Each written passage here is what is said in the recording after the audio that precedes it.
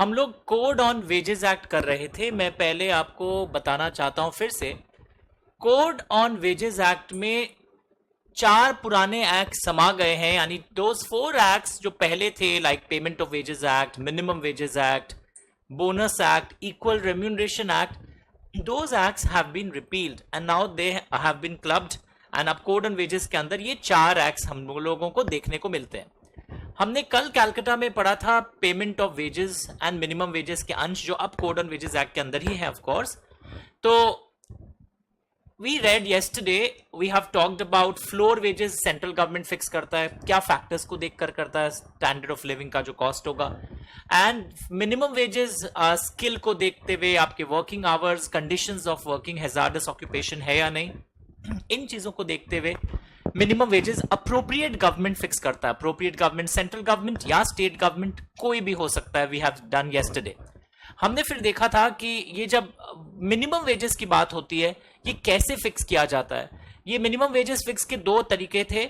एक committee inquiry करके recommend करती है और एक आप पब्लिश कर देते हो, नोटिफाई कर देते हो। आपका प्रपोजल 2 महीने का टाइम होता है, किसी को भी आना हो तो वो व्यक्ति आकर अपना जो भी अफेक्ट होने वाले हैं उस टाइप के स्कीम से, मिनिमम वेजेस से, they can write their complaints, their views, accordingly वो फिर सब सुनकर डिसाइड किया जाएगा। और नोटिफिकेशन मेथड में आजकल एडवाइजरी बोर्ड का भी आपको परामर्श लेना पड़ता है। Yesterday we have seen. तो मैं थोड़ा वार्म अप कर रहा हूं क्योंकि जो इंपॉर्टेंट एरियाज थे, जहां जहां से क्वेश्चन आ सकते थे, I want to highlight that again. ये यहां पर वी सॉ ना, just a second, notification method में एडवाइजरी बोर्ड अंडर सेक्शन 42 का भी वो चाहिए ना। मिनिमम वेजेस में बेसिक वेज तो होगा ही, उसके साथ it we can have your cost of living, cash value of concession, और it can be a lump sum rate. इन्हीं क्लासेस में हमने ये भी सीखा था कि कुछ डेफिनेशंस आ जाएगा, workman, employ, basic wage, wage, वो भी हम लोग पढ़ लेंगे ना। एक कॉन्सेप्ट पढ़े थे कि कोई डिस्क्रिमिनेशन नहीं हो सकता है जेंडर के बेसिस पर रिक्रूटमेंट के समय एंड वेजेस देने के समय भी, और किसी मेल वर्कर का अगर ज्यादा था तो उसका कम नहीं कर सकते विमेन के साथ इक्वेट करने के लिए। You can not reduce someone's wages to be equal with another gender, ये काम भी आप नहीं कर सकते।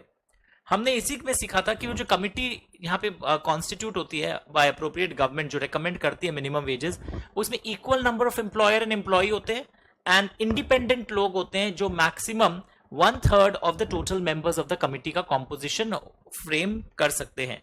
और ये वेजेस रिन्यू भी होते हैं एवरी 5 years। फिर हमने सीखा था time work, piece work. Time work number of hours के अनुसार, piece work number of units produce के अनुसार। बट पीस वर्क में कहीं बहुत कम ना आ जाए, कहीं ऐसा ना हो कि आप जो टाइम वेज के अनुसार पाते हैं वो भी आप ना पा रहे हो, तो कम से कम उतना फिर मिल जाएगा अगर पीस वाला कैलकुलेशन कम आ रहा है। टाइम में it can be hourly, it can be daily, it can be monthly. The wage period जो बात कर रहा था मैं, minimum rate of wages, hourly, daily and monthly, that is the wage period. Okay, now there was a question कि यहां पर हम लोग देख रहे थे, I just discuss with you full page once. ये एक बार जल्दी से पढ़िए यहां पर।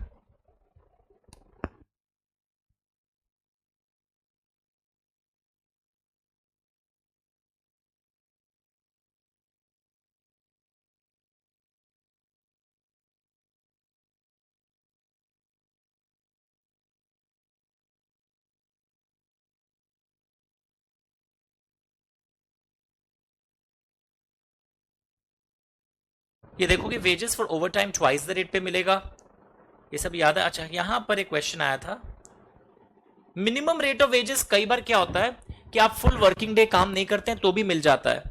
कब नहीं मिलेगा? अगर मतलब you will not be entitle to receive wages for full working day अगर आपके खुद की गलती के कारण आपको काम नहीं दिया गया था, and not due to fault of the employer. Employer की कोई गलती नहीं है, आप ही की गलती है। और ये जो वर्किंग आवर ऐसे फिक्स किए जाते हैं कि a day of rest in every 7 day period should be given, और अगर रेस्ट डे वाले दिन काम करवाएंगे तो ओवर टाइम रेट देना पड़ेगा। But there were exceptions. कुछ कुछ जॉब ऐसा होता है वेयर इमरजेंसी अराइज, जो पहले हम सोचे नहीं थे, या employees are engaged in a work जो हम सही टाइम पे कंप्लीट नहीं कर पाए, ओवर टाइम इसलिए हो गया because it is dependent on irregular action of the natural forces. आपको ऐसे काम प्रोजेक्ट में है जहां विंड एनर्जी पे बेस्ड है, विंड रुकेगा तो काम होगा या विंड आएगा तो काम होगा, तो irregular nature of natural forces पे आपका वर्क डिपेंडेंट है, या सम टेक्निकल रीजंस के कारण वर्क कंप्लीट नहीं हो पाया। ओके, ये सारे वर्ड्स याद रखोगे। Now time limit for wage period जो होता है, it can be fortnightly also, monthly, daily, weekly, fortnightly, हर 14-14 दिन में। Time limit for payment of wages एक बहुत फेमस क्वेश्चन था, जहां पे फोर्टनाइटली बेसिस के टाइम को आप देखोगे क्या हो रहा है, मंथली बेसिस में अगले महीने के 7 तारीख के पहले मिलेगा, और अगर आप रिजाइन या टर्मिनेट होता है then the language is within 2 working days of renewal.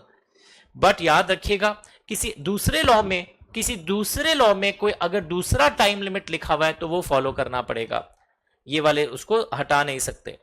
फिर बात करें थे वेजेस से हम कितना डिडक्शंस कर सकते हैं, तो डिडक्शंस फ्रॉम वेजेस का मतलब क्या होता है, आप उनकी प्रमोशन को रोक रहे हैं, कल पढ़ा था हम लोगों ने, इंक्रीमेंट को रोक रहे हैं, तो ये हम कर सकते हैं। पर प्रॉब्लम क्या है, यहां पर आप वेज डिडक्ट करते करते maximum 50% of the wages can be reduce, 50% से ज्यादा आप रिड्यूस नहीं कर सकते। प्रमोशन रोकना भी डिडक्शन ऑफ वेजेस माना जाएगा। फाइन्स के लिए कर सकते हो, you are absent from duty किया जा सकता है, हमारे प्रॉपर्टी को लॉस पहुंचाए हो, गुड्स को लॉस पहुंचाए हो, एडवांसेस लिए थे, ये सब 4 पॉइंट्स आप भूलना मत। टीडीएस का पोर्शन आप रिड्यूस कर सकते हो। ओके, कि फिर प्रोविडेंट फंड और में जो ट्रांसफर करते हैं वो आपका रिड्यूस करके आपको पेमेंट मिलेगा। फाइन्स आपके ऊपर उन एक्ट्स के लिए लगाया जा सकता है जो पहले से बोला गया था, नोटिस डिस्प्लेड था उन चीजों के लिए, फाइन लगाने के पहले अपॉर्चुनिटी ऑफ बीइंग हर्ट दे देंगे, ये भी याद रखिएगा। पर कोई फाइन 15 साल के कम उम्र वाले बच्चों पर नहीं लगेगा, कल पढ़ चुके हैं। The total amount of fine maximum 3% of wages, sir आप 50 बोले थे, 50 का लैंग्वेज था। द टोटल डिडक्शंस जिसमें fine, absenteeism, everything was covered, that is 50%, but the total amount of fine which can B imposed is 3% of wages, याद रहेगा। और ये फाइन कैसा कैसा किस पे लग रहा है, इसका एक आप रिकॉर्ड भी मेंटेन करते रहिएगा, record must be maintained in the register. Absenteeism के बारे में भी कुछ था, मास एब्सेंटिज्म मतलब 10 या 10 से ज्यादा लोग एक साथ अगर एब्सेंट करते हैं तो deduction can be maximum for 8 days. तो ये पोर्शंस हमने कल पढ़ लिया था। तो इस वार्म अप के बाद हम अब सेक्शन 42 पर शुरू करते हैं। एंड जैसे कल भी मैंने बोला था, मार्क्ड पीडीएफ मेल किया हुआ है, वरना मुझसे मंगवा लीजिए, ताकि आप मेरे साथ साथ अगर मार्क नहीं भी कर सके तो आप उस मार्किंग के चक्कर में ना फंसो। एक मैं कलर्ड नोट्स भी बनवा दूंगा इसका मेरे मार्किंग के अनुसार, so that you can revise properly. Now advisory board, जिस पर एक डायरेक्ट क्वेश्चन आ सकता है, इसके कॉम्पोजिशन पर, एडवाइजरी बोर्ड के रोल पर, तो अपने हाथों से लिखा होगा आपने, very important. Advisory board section 42 direct question आ सकता है। एक होता है सेंट्रल एडवाइजरी बोर्ड, एक होता है स्टेट एडवाइजरी बोर्ड। तो आप देखोगे ना, इन एडवाइजरी बोर्ड में कौन रहता है, एक एक करके देखते हैं हम लोग। और ये एडवाइजरी बोर्ड, एक काम तो हम लोग कल देखे थे, इन लोग मिनिमम वेजेस फिक्स करने के लिए एडवाइस देते हैं, एज द नेम साउंड्स। और एक विमेन वर्कर्स के लिए एम्प्लॉयमेंट अपॉर्चुनिटीज बढ़े, इसके लिए भी इन लोग सामने आते हैं। विमेन वर्कर्स के लिए एम्प्लॉयमेंट अपॉर्चुनिटीज बढ़े, इसके लिए भी इन लोग सामने आते हैं। एंड मिनिमम वेजेस के फिक्सेशन की बातें भी थी, लर्न हो गया, this is important. Now central advisory board के क्या कॉम्पोजिशन है, वाओ, एक तो आप सेम देखोगे, इक्वल, क्या चीज इक्वल होंगे, employer plus employee. Independent person वाली बात से ये तो वैसा ही लग रहा है उस कमेटी में जो हम लोग उस दिन पढ़े थे, जो इंक्वायरी करके एडवाइस करता है मिनिमम वेजेस के लिए। पर इसमें एक एक्स्ट्रा पॉइंट भी है, 5 representatives of various state governments as may be nominated by central government and 1/3 of the members, ये एक बहुत एक्स्ट्रा पॉइंट है, विमेन होगी, 1/3 मेंबर्स यहां पर विमेन होगी। एंड एक मेंबर, इन इंडिपेंडेंट पर्सन में से एक मेंबर को central government chairperson of the board appoint करेगा। और इनका मेन काम वही है जो दो हमने ऊपर डिस्कस किया था, women employment opportunities and minimum wages का फिक्सेशन। पर वापस देखो, डायरेक्ट क्वेश्चन 4 मार्क्स के लिए, 5 मार्क्स के लिए, equal number of employer employee, independent person वही वाला जो उस दिन भी पढ़े थे, maximum 1/3, and 5 representatives of state government, ये एक्स्ट्रा पॉइंट है, तो मैं फुल पेज कर देता हूं। और इसके रोल के बारे में भी लिखा हुआ है, एंड सेम फंक्शन, नीचे आप देखोगे स्टेट गवर्नमेंट, आपके मार्कर पेन है तो ऐसे कर लिया होगा आपने भी थोड़ा थोड़ा, सेम आंसर है, सेम कॉम्पोजिशन है यहां पर भी। स्टेट गवर्नमेंट के लिए भी कॉम्पोजिशन पूरा सेम है, नहीं थोड़ा अलग है। अच्छा, 1/3 of the members will be women, ये पॉइंट भी भूलना मत, मार्कर अलग इनका लगा दूं तब शायद याद रह जाए। ये सेम यहां पर भी ऐसा आया है। And one will be appointed by the state government as chairperson of the board. और कोई सब कमिटीज और भी बनते हैं तो भी उसको अपॉइंट किया जाता है, appointed by the state advisory board.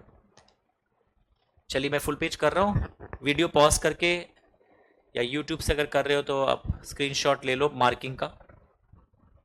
4 marks का क्वेश्चन बन सकता है, वो भी लिख लो।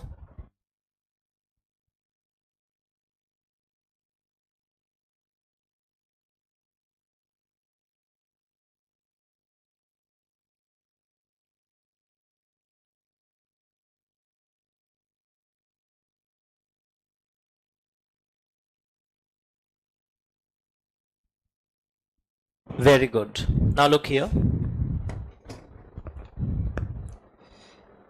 ध्यान से सुनना जो मैं बोलने जा रहा हूं।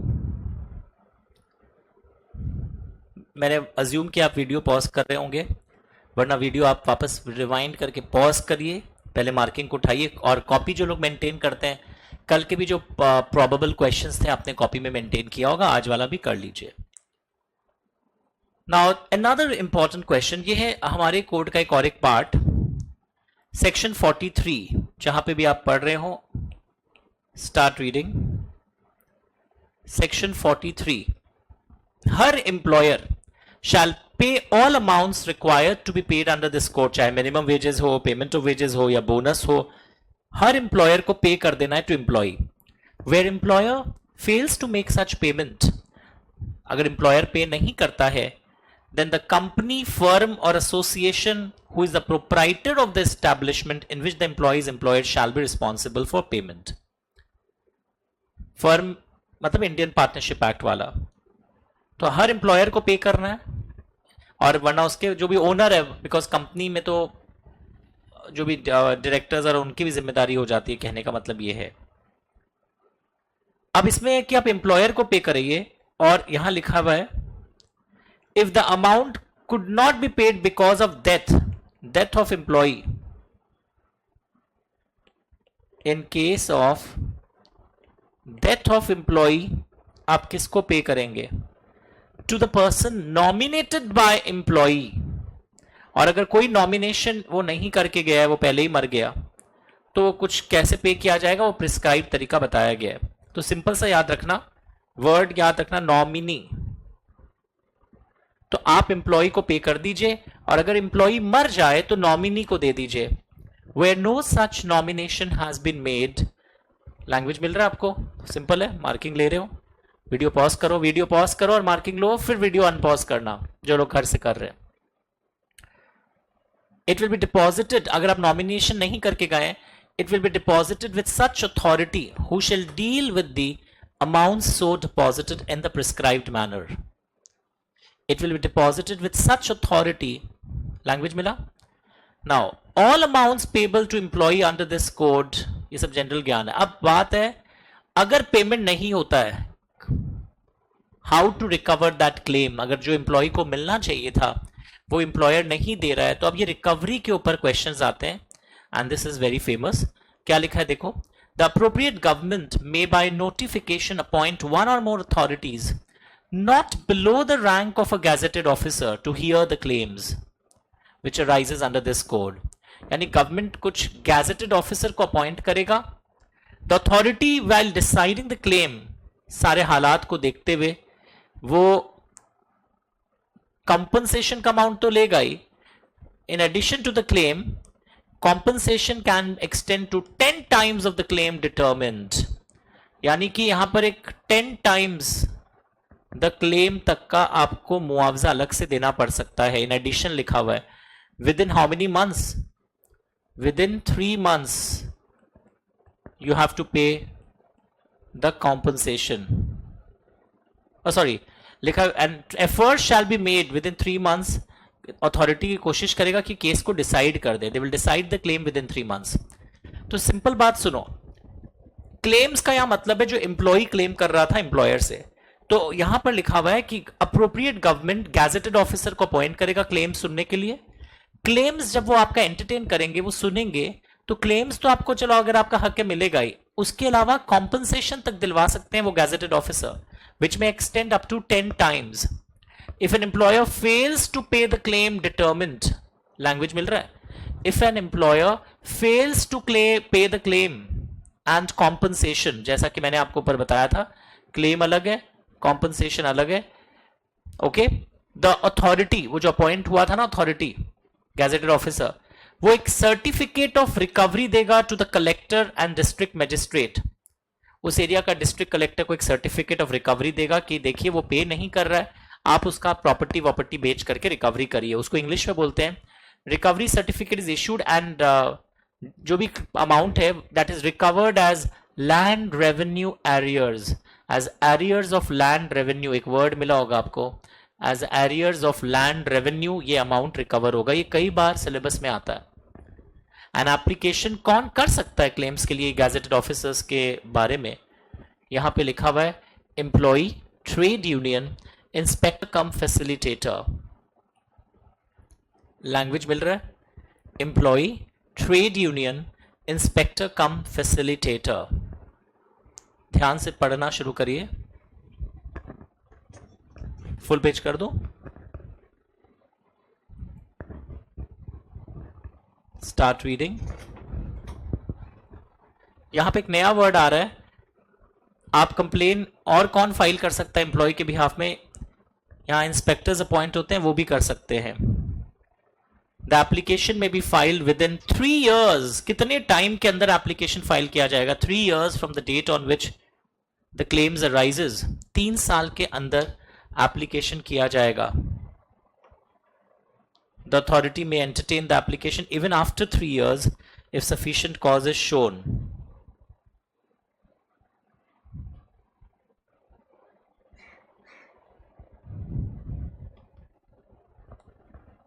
पढ़ के देखिए।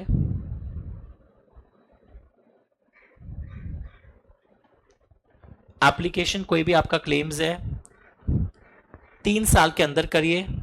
कई बार 3 साल के बियॉन्ड भी हम केस को सुन सकते हैं अगर आप सफिशिएंट कॉज दिखा दें।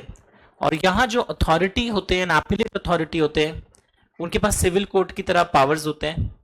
आजकल तो ये नाम चेंज हो गया क्रिमिनल प्रोसीड्यूर कोड का, पर कोई प्रॉब्लम नहीं है, even if you right exam में ऐसा कुछ हार्डशिप नहीं है। सो डायरेक्ट क्वेश्चन आता है कि क्लेम्स यहां पर रिकवरी कैसे होगा, how will the claims be recovered, and claims के साथ साथ कॉम्पनसेशन भी ऑर्डर किया जा सकता है। फुल पेज है, मार्किंग कर लो वीडियो पॉज करके। मैं एक लाइन लिख देता हूं, अथॉरिटी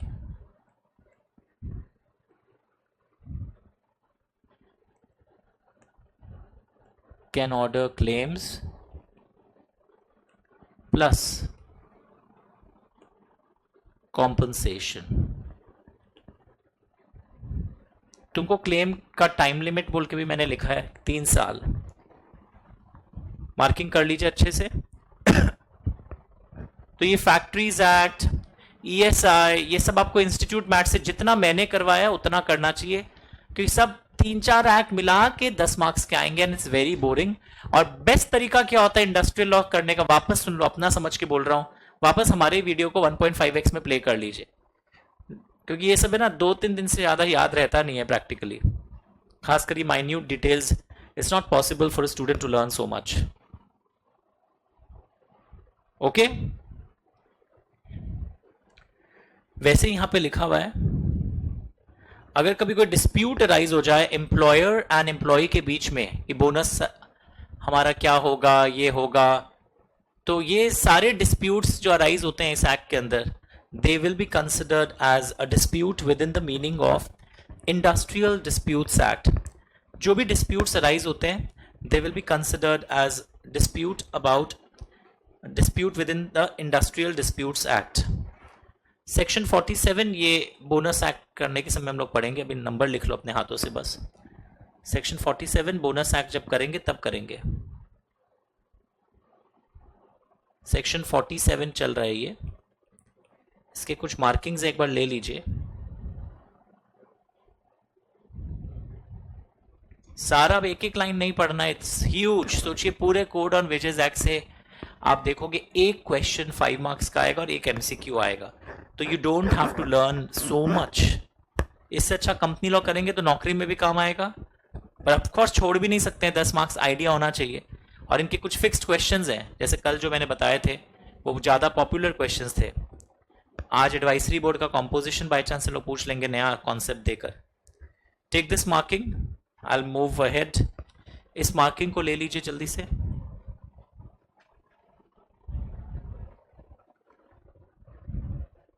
ले रहे हो आप? ठीक है।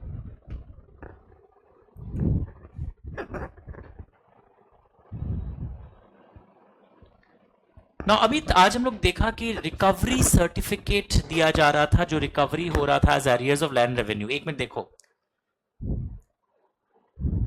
ये जो अथॉरिटी अपॉइंट हुए थे ना क्लेम्स को डील करने के लिए, अथॉरिटी बोल रहे हैं ये रहा पावर, रिकवरी सर्टिफिकेट आपको हम देते हैं। अब तुम कौन हो? एम्प्लॉयर हो। तुम ये रिकवरी सर्टिफिकेट से खुश नहीं हुए हो। सेक्शन नंबर कितना चल रहा था यहां पर रिकवरी सर्टिफिकेट वाला? 45। तो यहां पर जो हम लोग रिकवरी सर्टिफिकेट कौन दिया था? That authority. तो यहां पे एक लैंग्वेज देखोगे आप, appeal against the order of recovery certificate within 90 days to appellate authority. इतना बड़ा जो पैराग्राफ है उसका एक सिंपल सा लाइन है, एंड एपेलेट अथॉरिटी केसेस को 3 महीना के अंदर डिस्पोज ऑफ करेगा।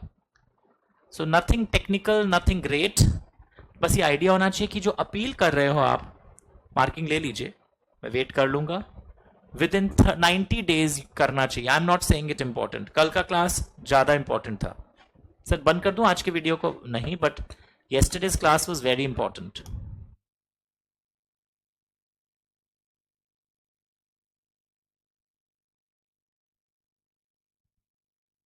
कोड ऑन वेजेस एक्ट छोड़ना नहीं है। मैं जो 5 क्वेश्चन बोलूंगा उसमें आपको लेकर, मैं तो सब पढ़ाया हूं, बट मैं 5-6 क्वेश्चन ऐसे बोलूंगा उसमें आपको रिस्क नहीं लेना है। वो 5 आपको याद होने चाहिए, सिर्फ 5, और 10 एमसीक्यू आपको याद होना चाहिए। आप देखोगे एग्जाम में वहीं से काम हो जा रहा है बढ़िया से। वीडियो पॉज करो जो लोग घर पर है, पॉज करके पहले अनपॉज करके मार्किंग लो, फिर आगे बढ़ोगे। मैं एज्यूम कर रहा हूं आप वीडियो पॉज कर दिए, वरना फिर से आप करोगे। अब ये कुछ ज्ञान है कि रिकॉर्ड्स रिटर्न्स कुछ रखने पड़ते हैं। एवरी एम्प्लॉयर एक रजिस्टर मेंटेन करेगा जिसमें डिटेल्स रखता है, पर्सन एम्प्लॉयड, वेजेस, सब रीडिंग कैटेगरी है। नोटिस बोर्ड अच्छी जगह डिस्प्ले करना होगा, और उस नोटिस बोर्ड में wage period, time of payment of wages, address of inspector cum facilitator, उस एरिया का कौन है। हर एम्प्लॉयर वेज स्लिप्स भी देगा एम्प्लॉइज को इन द प्रिस्क्राइब मैनर।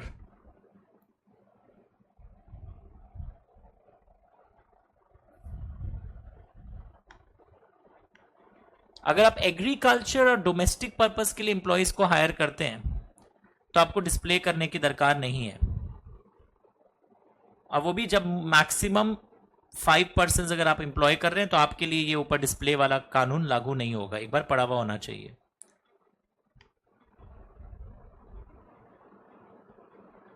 अब ये इंस्पेक्टर कम फैसिलिटेटर कौन अपॉइंट करता है देख लेंगे। तो just take the marking, I am not saying it important, no one in the world will say this section 50 important, पर फिर भी कई बार एग्जाम में हो सकता है 1 मार्क का आ जाए, तो कोई प्रॉब्लम नहीं है, वो ब्लॉक होगा 1 मार्क। हमने करवा दिया वैसे कि यहाँ पे बोला गया था आपको सब नाम वाम डिस्प्ले करना है, वेज स्लिप्स देना है, पर आप अगर कोई एग्रीकल्चर या डोमेस्टिक पर्पस में एम्प्लॉइज हायर करते हैं और मैक्सिमम एम्प्लॉइज आपके यहाँ 5 है, तो आपको ये ऊपर वाला नियम कानून रजिस्टर और display on the notice board करने की आवश्यकता नहीं है। Now this inspector cum facilitator appropriate government appoint करता है। एक लाइन याद रखना।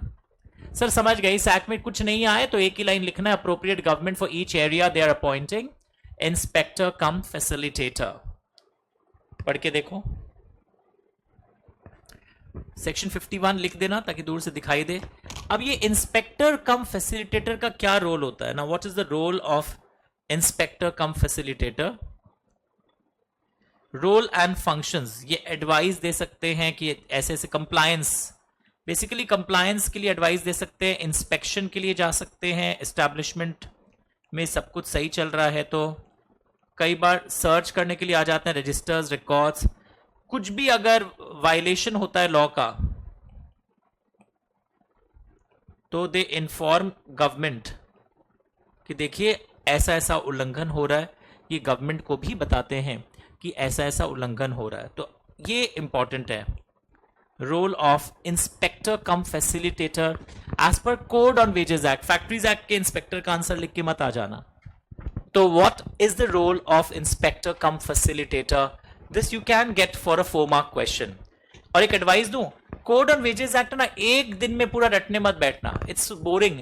तो आप तोड़ तोड़ के भी 2-2, 3-3 सेक्शन को अगर 5 दिन में स्प्रेड करके कोड ऑन वेजेस एक्ट समेटो और फिर रिवाइज करो मेरे वीडियो को वापस प्ले करके, दैट विल हेल्प यू। तो I am giving you very innovative तरीका of handling code on wages act. Otherwise students बोलते हैं सर मेरे फ्रेंड के यहाँ पे 10 घंटा हुआ कोड ऑन वेजेस एक्ट फिर भी फ्रेंड को याद ही नहीं है, बिकॉज सिर्फ नंबर ऑफ आवर्स मैं बढ़ा दूं, आपको यहां इंपैक्ट नहीं दे सकूं और आप एग्जाम को क्रैक नहीं कर सको, then there is no use of number of hours. हमारा ये वाला पोर्शन जो है 170 आवर्स का है, हमारा सीएमए इंटर का जो पूरा प्रोडक्ट है अराउंड 170 आवर्स। तो इस 170 आवर्स में जो जो मिनट मैंने यूज किया सब ऐसा यूज किया कि एग्जामिनेशन में कैसे फायदा हो। तो इंस्पेक्टर कम फैसिलिटेटर का रोल दिख रहा है आपको, क्या क्या रोल है? वायलेशन पता लगाना, खबर देना, सर्च, इंस्पेक्शन। लैंग्वेज पढ़ के देखिए प्लीज।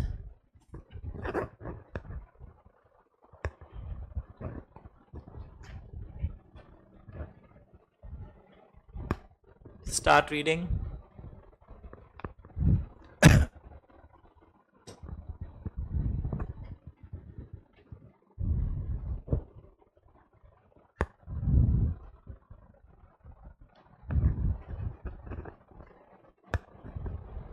पढ़ना शुरू करिए। Done, very good. सेक्शन 52, तो जहां से भी आप पढ़ रहे हो सेक्शन 52 में आइए। अब इसका एक एक लाइन याद नहीं, अगर आपको 2-3 पॉइंट्स भी याद है ना तो पेपर ब्लॉक नहीं होगा, 5 में आप कम से कम 3 पालोगे। तो इससे बहुत कूल एटीट्यूड से मैंने code on wages act handle किया, इंस्टेड ऑफ आपको ओवर प्रेशराइज करके और वो एक एक लाइन मैं बोर्ड पे लिखूं unnecessarily. I haven't done that. Now section 52, court इस एक्ट के अंदर कोई भी पनिशेबल ऑफेंस को कोई कोर्ट नहीं सुनेगा। No court shall take notice of, यानी court will not hear unless complaint is made by so and so person. Court will interfere इस एक्ट के अंदर only on complaint of 5 persons. करिए, कौन कौन कोर्ट को कंप्लेन कर सकता है? Government, officer of government, employ, registered trade union and inspector cum facilitator.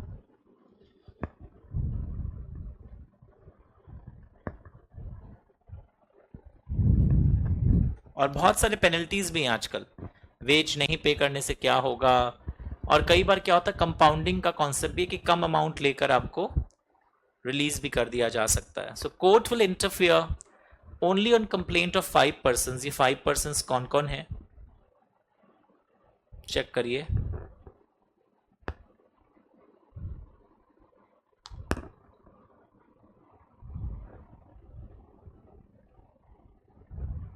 Start reading.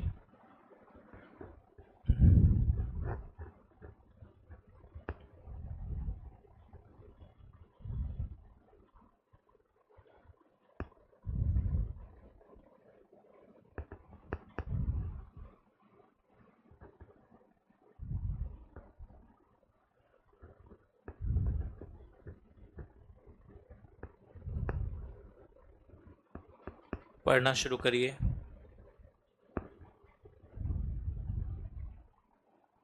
Okay, मिला?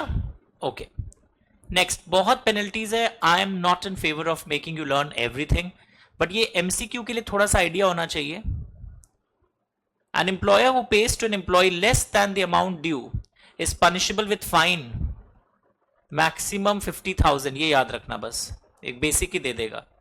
एंड अगर फिर से आप सिमिलर ऑफेंस 5 साल के अंदर करते हो तो इस बार फाइन ज्यादा का होगा। इस एक्ट के कोई दूसरे नॉर्मल प्रोविजंस का या रूल्स का आप उल्लंघन करते हो तो फाइन इज 20,000, और फिर से अगर करते हो तो आपको क्या होने वाला है वो भी देखिए, तब जेल की नौबत आती है. Read it once. I am not in favour, but you never know. Paper अच्छे से सेट नहीं हो रहे हैं आजकल. Easy below standard MCQs 2-2 marks का दे देते हैं अचानक. सो पेनल्टीज पे एक बार नजर डाल लीजिए. दिस इज सेक्शन नंबर 54, ताकि बाई चांस एग्जाम सेंटर पहुंचे, पता चल गया, खिड़की से दिख गया ये क्वेश्चन पेपर का एक क्वेश्चन है, तो जल्दी से मार्किंग किया हुआ रहेगा तो आके पढ़ लोगे. ये बेसिक वाला आ सकता है मेरे को लगता है, ये एकदम जो बेसिक वाला है ना, लेस देन ये वाला. और एक एमसीक्यू में आ सकता है कि आपका ये फाइन ज्यादा कब हो जाएगा, अगर 5 साल के अंदर सिमिलर ऑफेंस करोगे तो. और एक बेसिक आ सकता है इस एक्ट के, इस प्रोविजन कोड के, अगर कोई चीज का उल्लंघन करते हो तब नॉर्मली ये वाला केसेस है. वीडियो पॉज करके मार्किंग करो. नाउ अगर कंपनी गलती करती है सेक्शन 55 में कोड ऑन वेजेस एक्ट का, तो मजेदार बात, यहां कंपनी के अंदर हम लोग हमेशा कंपनी मतलब कंपनीज एक्ट पढ़े हैं, पर यहां कंपनी के अंदर आप देखोगे बॉडी कॉर्पोरेट भी कवर्ड है, फर्म भी कवर्ड है. क्या बोल रहे हैं, एलएलपी भी कवर्ड है. तो प्लीज हेडिंग नोट करिए. Section 55 talk about offences by companies. तो यहां पे आप देखोगे कंपनी वर्ड के अंदर बॉडी कॉर्पोरेट, फर्म, एलएलपी तीनों कवर्ड है. तो अगर कोई ऑफेंस इस कोड के अंदर किया जाए, इस एक्ट के अंदर, तो जो भी इंसान at the time the offence was committed was in charge and responsible for conducting the business, उसको पकड़ेंगे आप, एंड उसके अनुसार उसके अगेंस्ट में पनिशमेंट अकॉर्डिंगली किया जाएगा. लैंग्वेज मिल रहा है? मैं वापस बोल रहा हूं, देखिए. Section talks about offences by companies, and यहां कंपनीज का मतलब क्या है, body corporate, firm and LLP. So if the person committing an offense is a company, then every person who at the time the offense was committed responsible है, उसको पकड़ेंगे. पर अगर वो ये प्रूव कर दे that the offense was committed without his knowledge and he has exercised all reasonable care कि ऐसा ना हो, तो उसके ऊपर कोई पेनल्टी नहीं लगेगा. तो ये भी एक फेमस है, इंपॉर्टेंट लिखो. ऐसा है ना, एनआई एक्ट में भी सेम लाइंस आते हैं. चेक जब डिसऑनर होता है due to insufficiency of funds and it is a case of company, every person who was in charge, same lines वहां आते हैं. तो ये एक बेसिक क्वेश्चन है, लगेगा कोड ऑन वेजेस एक्ट का क्वेश्चन है, पर आपने दूसरे कानूनों में भी सेम लाइन पढ़ा होगा कि जब भी कोई कंपनी के कॉन्टेक्स्ट में होता है ना, ऑफेंस में किसको पकड़ा जाए. सो कंपनी पहले तो यहां पर मतलब बॉडी कॉर्पोरेट के अलावा फर्म और एलएलपी भी है. तो every person who at the time, जिस समय गुनाह किया गया हो, at the time the offence was committed, was in charge and responsible for conducting the business of the company will be deemed to be guilty of the offense and will be liable to be punished accordingly. Language मिल रहा है आपको? पर no penalty, ये word लिखना कब, if he proves. पढ़ के देखना लैंग्वेज.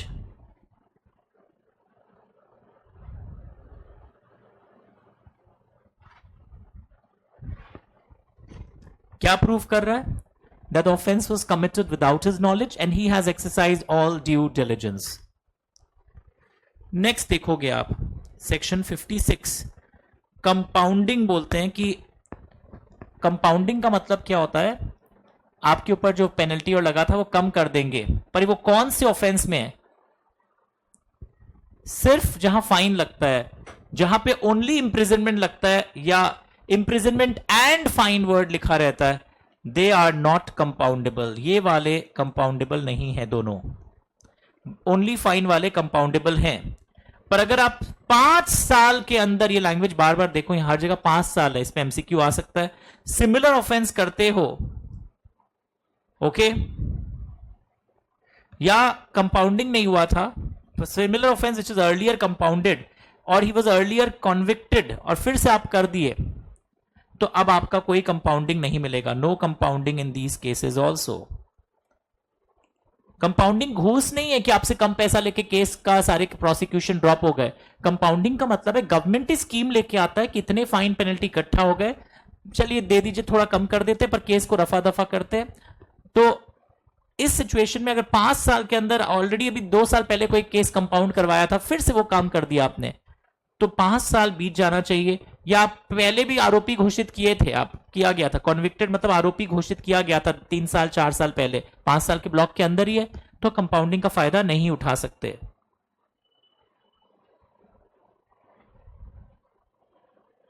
पढ़ के देखिए।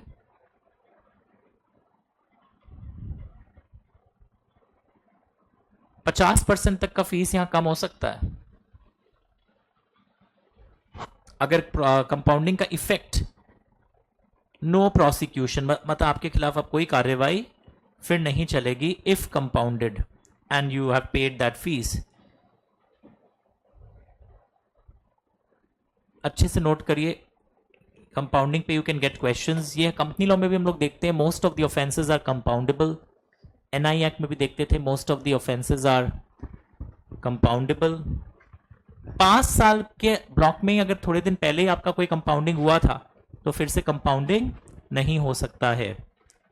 पढ़ के देखिए अच्छे से ऑल ऑफ यू।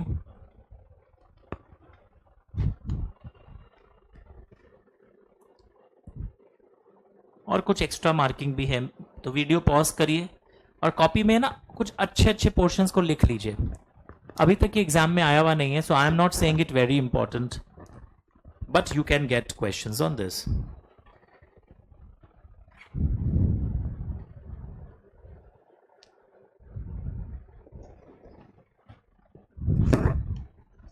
हम लोग बोले थे कोर्ट इंटरफेयर करेगा उनके कंप्लेंट आने पर मिनिमम वेजेस के रिकवरी के लिए, डिडक्शन फ्रॉम वेजेस के लिए और पेमेंट ऑफ बोनस, ये 3 मैटर्स के लिए कोर्ट इंटरफेयर नहीं कर सकता है। For these 3 matters court can not interfere, क्योंकि हमारे इस कोर्ट के अंदर ऑलरेडी प्रोसीड्यूर दिया हुआ है।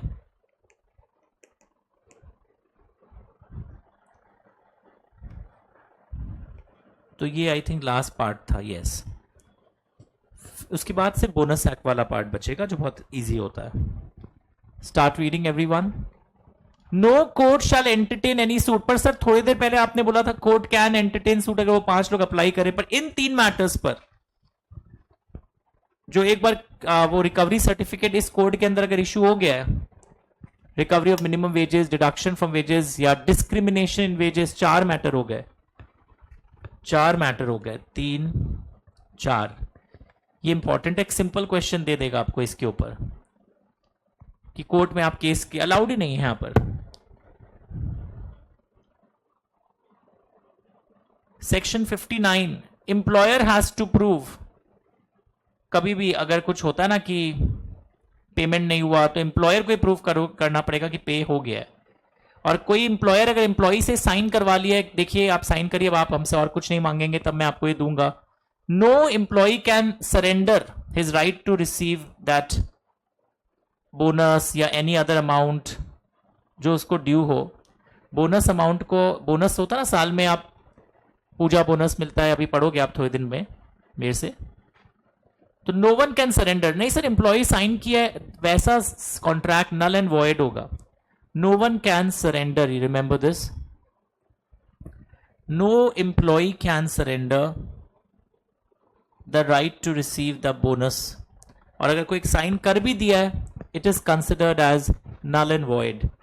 और कोर्ट्स इन 4 कामों के लिए इंटरफेयर नहीं करेगा, बिकॉज एक्ट में ऑलरेडी डिटेल्ड प्रोसीड्यूर दिया हुआ है इनके लिए। So court will not interfere in these 4 matters.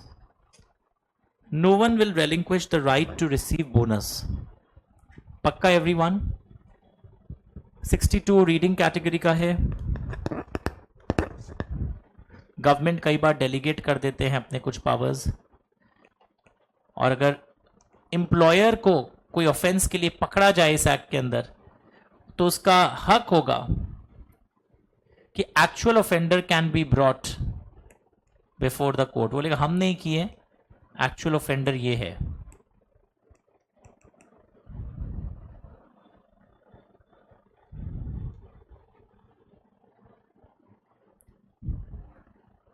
अगर एम्प्लॉयर पे हम आरोप लगा रहे हैं और अगर वो साबित कर दे कि वो नहीं किया है, तो actual offender can be brought before the court. तो तो आज के क्लास में आप देखो तो what was the most important aspect जो एग्जाम के लिए इंपॉर्टेंट है, सेक्शन 42 एंड दैट क्लेम का procedure, those two sections are very important.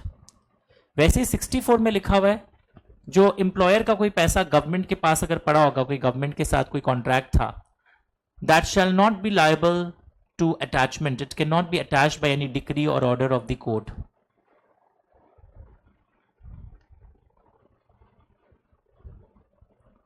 क्योंकि इसमें एम्प्लॉयज का पैसा भी रहता है इन्वॉल्व, तो एम्प्लॉयर का कोई भी पैसा आप इस तरह अटैच नहीं कर सकते। नाउ सी हियर, यहां पर आप क्वेश्चंस भी जो देखोगे ना वो कल वाले पोर्शंस ही ज्यादा कवर्ड थे, यस और नो?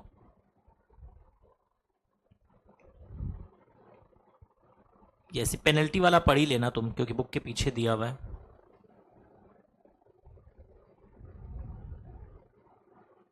एम्प्लॉयर्स की रिस्पॉन्सिबिलिटी के भी ऊपर क्वेश्चन आया था कि सारा पेमेंट उनको करना है, वरना ओनर को करना पड़ेगा, और उनको एम्प्लॉय को कर देना चाहिए payment.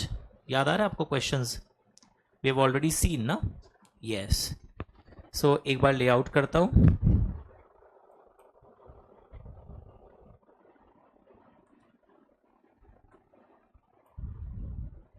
So we are continuing, एक हमने वापस सिस्टम के अंदर सेव कर लिया था कोड ऑन वेजेस का second class.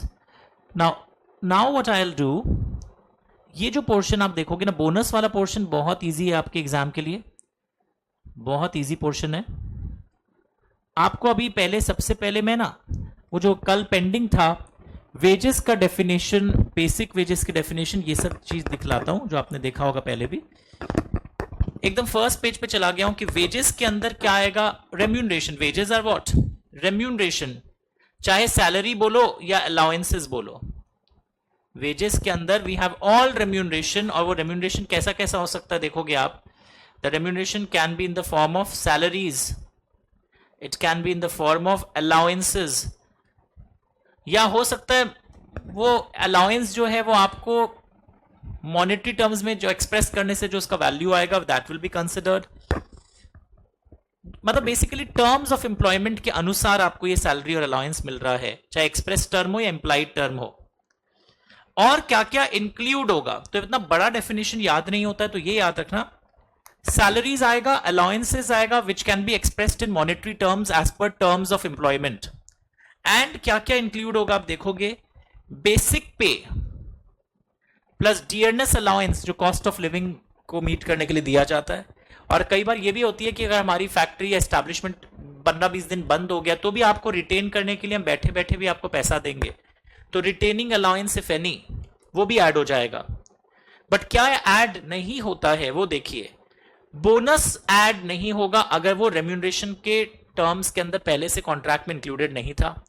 Value of house accommodation, ये सब सैलरीज चैप्टर में पढ़ा होगा, वैसा ही कुछ लग रहा है, ये सब टर्मिनोलॉजीज, यहां ऐड माइनस थोड़ा अलग ढंग से हो रहा है। तो पहले आपको समझना होगा सैलरीज एंड अलाउंसेस आता है if they are according to the terms of employment. Language देखो, सैलरीज एंड अलाउंसेस आता है, मैं एक फुल पेज करके दिखा रहा हूं आपको, देखो ताकि मार्किंग बेटर दिखाई दे। सैलरीज एंड अलाउंसेस आ रहे हैं if it is as per terms of employment. और बेसिक वेज हमेशा मिनिमम 50% ऑफ टोटल वेज होना चाहिए, ये भी एक नोट लिख देना कि बेसिक वेज हमेशा मिनिमम 50% ऑफ टोटल वेज के बराबर आपका होना ही चाहिए। Okay sir, done. Video pause करो एक बार। बोनस नहीं आ रहा है, एक्सक्लूडेड में है, if it is not, if not forming part of employment of remuneration. वो कॉन्ट्रैक्ट में लिखा रहता है ना कि बोनस हम आपको, कॉन्ट्रैक्ट में नहीं लिख रहे, देखेंगे बाद में क्या करना है। तो it's not forming part of remuneration as per the contract, तो इसको वेजेस में मत लेना। सर अगर हो रहा हो तो ले लेना। Provident fund, pension fund, conveyance allowance wages का पार्ट नहीं है। सर आप बोले थे ना अलाउंसेस आएंगे, पर कन्वेयंस अलाउंस को एक्सप्रेसली एक्सक्लूड कर दिया गया। तो ये एमसीक्यू में कई बार आता है कि कन्वेयंस अलाउंस है या नहीं है। हाउस रेंट अलाउंस नहीं है, ओवर टाइम अलाउंस सैलरी का पार्ट नहीं है, वेजेस का पार्ट, ये भी एक्सक्लूडेड में आता है। Commission to employee excluded, gratuity भी एक्सक्लूडेड में है। तो ये आपको पता होना चाहिए, एमसीक्यू में पार्ट आ जाएगा आपका। ग्रेचुइटी जो आप देते हैं नौकरी खत्म होने से, कि 5 साल आपके यहाँ कंटिन्यूअसली कोई मिनिमम काम करता है और उसकी नौकरी खत्म हो रही है, तो उसको आप एक लमसम पेमेंट देते हो, सैलरीज में पड़ा होगा टैक्स में। रिट्रेंचमेंट कॉम्पनसेशन, आप उसको काम नहीं दे पाए क्योंकि अभी आप लोग प्रोडक्शन ही कम रखे हैं, इकोनॉमी खराब है, आप लोग प्रोडक्शन कम रख कर रखे हैं, तो उसको आप रिट्रेंच कर रहे हो या रिटायरमेंट बेनिफिट्स दे रहे हो। ये सब भी जो टर्मिनेशन पर दिए जाते हैं, ग्रेचुइटी, रिट्रेंचमेंट, ये एक्सक्लूडेड कैटेगरी में है। तो ये एक बार सुना हुआ होना चाहिए, क्योंकि पहला लाइन पढ़ के लोगों को लगता है सर सैलरीज एंड अलाउंसेस सब आ जाएंगे, तो ऐसा नहीं है। फिर एक बात बोला हुआ है यहां पर, when employee is given in lieu of wages any remuneration in kind, तो वो जो रेम्यूनरेशन इन काइंड का जो वैल्यू है वो ले लो। मैक्सिमम कितना ले सकते हो काइंड वाले चीज का? 10-15% ऑफ टोटल वेजेस। सपोज कुछ काइंड में आपको हम कोई सामान दे दिया, उसका जो वैल्यू होगा वो 15% ऑफ टोटल वेज का जो वैल्यू होगा, उससे ज्यादा आप उसको सैलरी और वेज में कन्वर्ट नहीं करोगे। तो I am repeating, it's very boring. सबसे पहला लाइन देखो क्या लिखा हुआ है। पहला लाइन क्या लिखा हुआ है?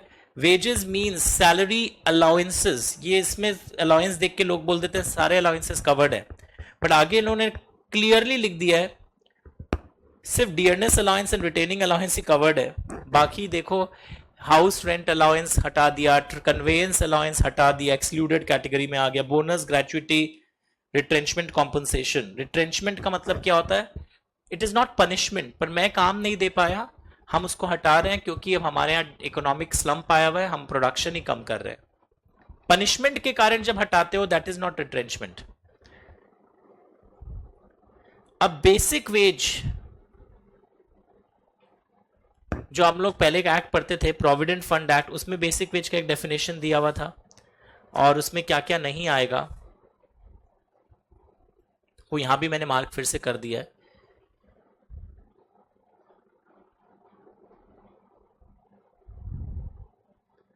अब बेसिक वेज की जगह आप वो जो ऑलरेडी मैंने आपको बात बताया था याद रखना।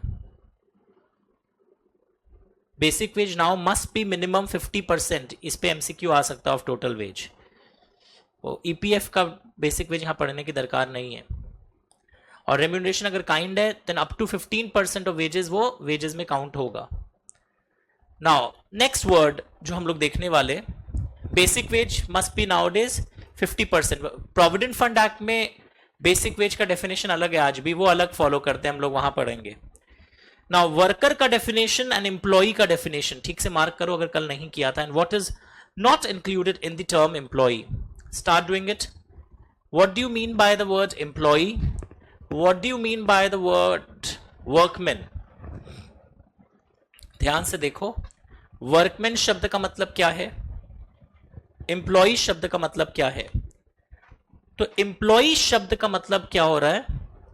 फिर ये चारों एक्ट्स में एम्प्लॉयज का मतलब यही रहेगा, लिखा है एनी पर्सन, कोई भी इंसान जो वेजेस के लिए एम्प्लॉयड होता है, कोई भी टाइप के वर्क के लिए, स्किल्ड, सेमी स्किल्ड, सारा लंबा लिस्ट दे दिया एम्प्लॉय के अंदर।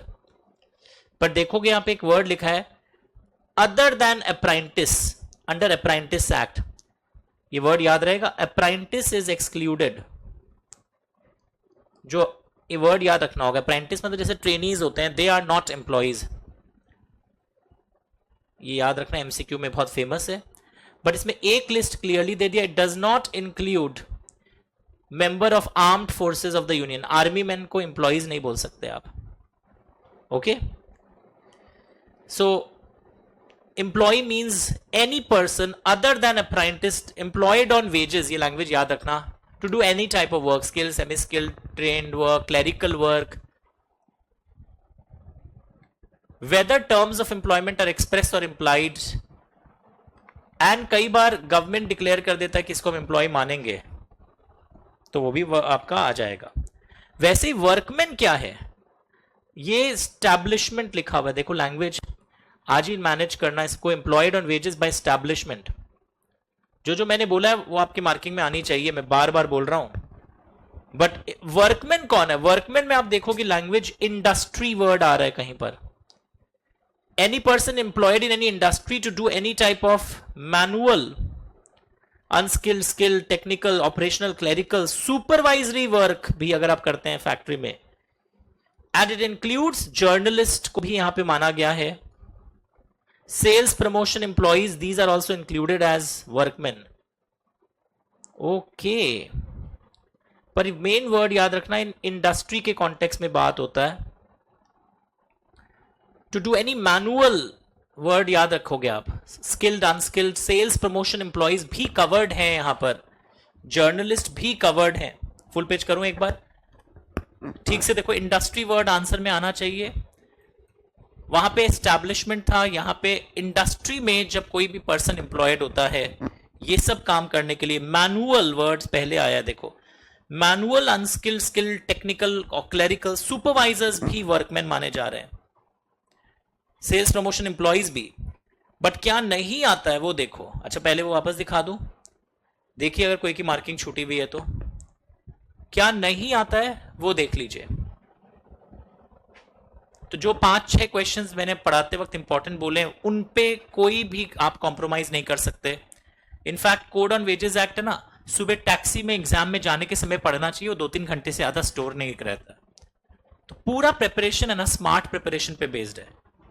आप चाहे अभी सपोज जुलाई में आप पढ़ रहे हो, बहुत पढ़ रहे हो code on wages, but for exam आएगा तब तक आप भूल जाओगे.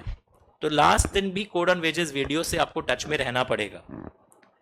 ये वीडियो प्लेलिस्ट के रिवीजन में भी डलवा दूंगा ताकि कोड ऑन वेजेस में आपको हेल्प मिल जाए. अगर आपके बाई चांस कोर्स एक्सपायर भी हो जाए, अगले टर्म में भी दें, you can use code on wages from the.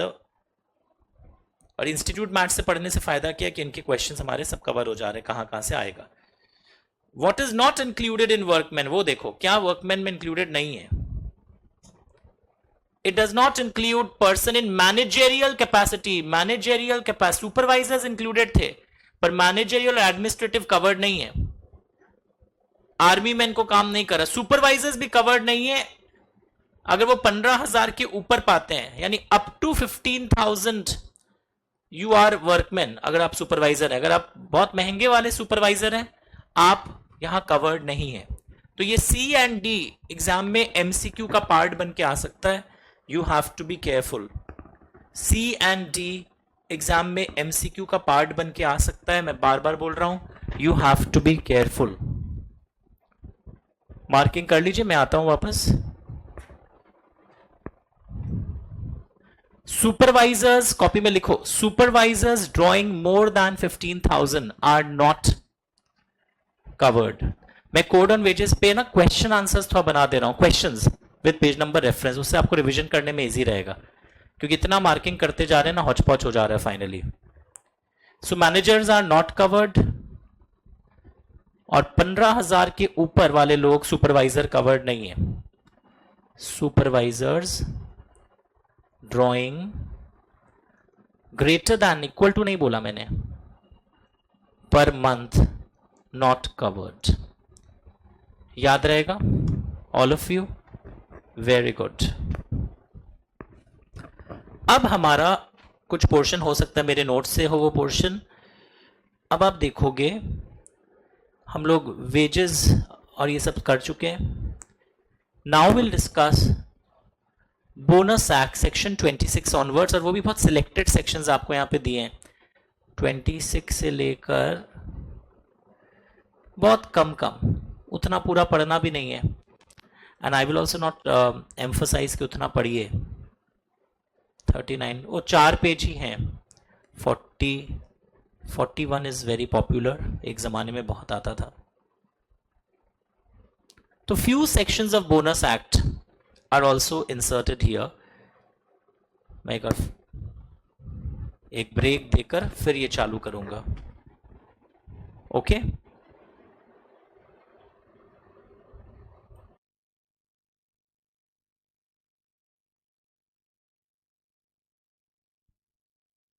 पढ़ते हैं.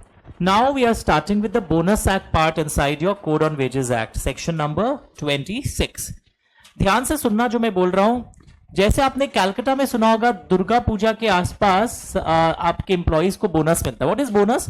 वो 12 महीना काम किए हैं, उनको एक महीना फ्री में एक्स्ट्रा उनको सैलरी वेजेस मिलेगा। This is the trend. तो वैसे ही बोनस एक्ट का कॉन्सेप्ट यही है कि यार एम्प्लॉइज तुम्हारे यहाँ 1 साल से काम कर रहे हैं, अकाउंटिंग ईयर, पिछले अकाउंटिंग ईयर में तुम्हारे यहाँ 1 साल से वो हैं बेसिकली, बीच में छुट्टी भी लिए होंगे, बट मिनिमम अगर कोई एम्प्लॉय 30 डेज काम कर लेता है तो भी उसको प्रोपोर्शनेट बोनस मिलता है। अगर मैं नॉर्मल बोलचाल की भाषा में बोलूं, then what is the scenario, 12 महीना काम करने से 1 महीना का सैलरी आपको मिलता है। तो 1 महीना काम करने से 1/12, तो 30 डेज या सपोज आपने 3 महीना काम किया तो प्रोपोर्शनेटली आपको उतना percentage of the salary ways of the accounting year मिलेगा फ्री में। तो यूजुअली 1 मंथ सैलरी आता है 12 महीना काम करने से, जिसका रेट भी आप देखने वाले हो अभी थोड़ी देर में। तो आइए लुक हियर, बोनस के लिए एलिजिबल कौन है। अगर आप ये स्क्रीन देखो सेक्शन 26 में, every employ drawing wages, maximum limit दी गई है यहां पर एक ठो, every employ drawing wages at least 30 working days in an accounting year. अगर आप काम करते हैं तो एमसीक्यू में आता है कितना डेज काम करने से बोनस मिलता है, 30 डेज, सॉरी 30 डेज अगर आप काम करते हो, और कुछ कुछ डेज आप देखोगे ये वर्किंग डेज का पार्ट माना जाता है, वो अलग से देखेंगे।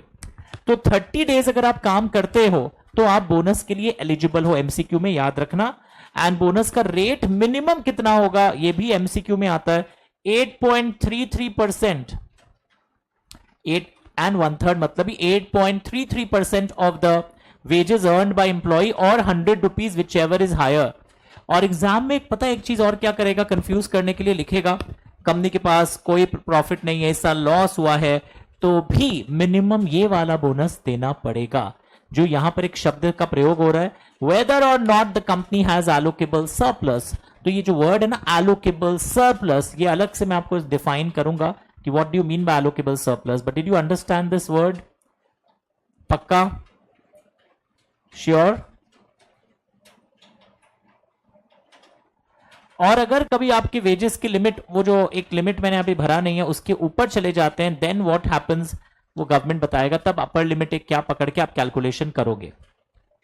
ओके, पर साल में आपको कम से कम ऐसे केस में अप्लाई करता है। नाउ एक इसी पॉइंट पे एक एक्स्ट्रा बात बताना चाहूंगा, क्या हर स्टैब्लिशमेंट बोनस एक्ट के अंदर कवर्ड है? सेक्शन 41 में लिखा हुआ है, यहां लिख लेना, establishment employing greater than equal to 20 persons on any day। अगर पिछले साल किसी एक दिन भी अगर आपने 20 या 20 से ज्यादा एम्प्लॉय को अपॉइंट कर लिया था, any day is a very important word, establishment employing 20 और more persons on any day during accounting year. साल में अगर कभी भी 20 या 20 से ज्यादा लोगों को आपने एम्प्लॉय कर लिया था, then bonus was coming into picture. Establishment employing 20 और मोर पर्सन्स, ये ना 41 में लिखा हुआ था, वीडियो पॉज करके लिख लो। यानी कि दो चीज है, कौन से स्टैब्लिशमेंट को बोनस एक्ट अप्लाई कर रहा है, सॉरी ना बोनस एक्ट नहीं बोलना चाहिए, अब कोड ऑन वेजेस बोलना चाहिए। स्टैब्लिशमेंट एम्प्लॉइंग 20 और more persons on any day, और वो एम्प्लॉय ने 30 डेज काम किए हो तो उसको बोनस मिलेगा। पक्का एवरीवन? छोटी छोटी चीजें एमसीक्यू के लिए आएगी, 4 पेज का टॉपिक है, पूरा उतना डिटेल में नहीं पढ़ना है, मैं बताऊंगा कैसे करना है। ये देखिए सेक्शन 41 के एंडिंग पार्ट में दिया हुआ है, the chapter notwithstanding anything provisions will apply to establishment where 20 और more persons are employed on any day during accounting year or were employed. कभी भी हो सकता है तुमने 5-6 दिन के लिए 25 एम्प्लॉयज को एम्प्लॉय किया था, तो भी अब ये एक्ट अप्लाई करेगा आपको। Is it okay? Now after this, पहले आपको बैकग्राउंड पता चला, फिर एक एस्पेक्ट आप देखोगे इसी के अंदर। लुक हियर,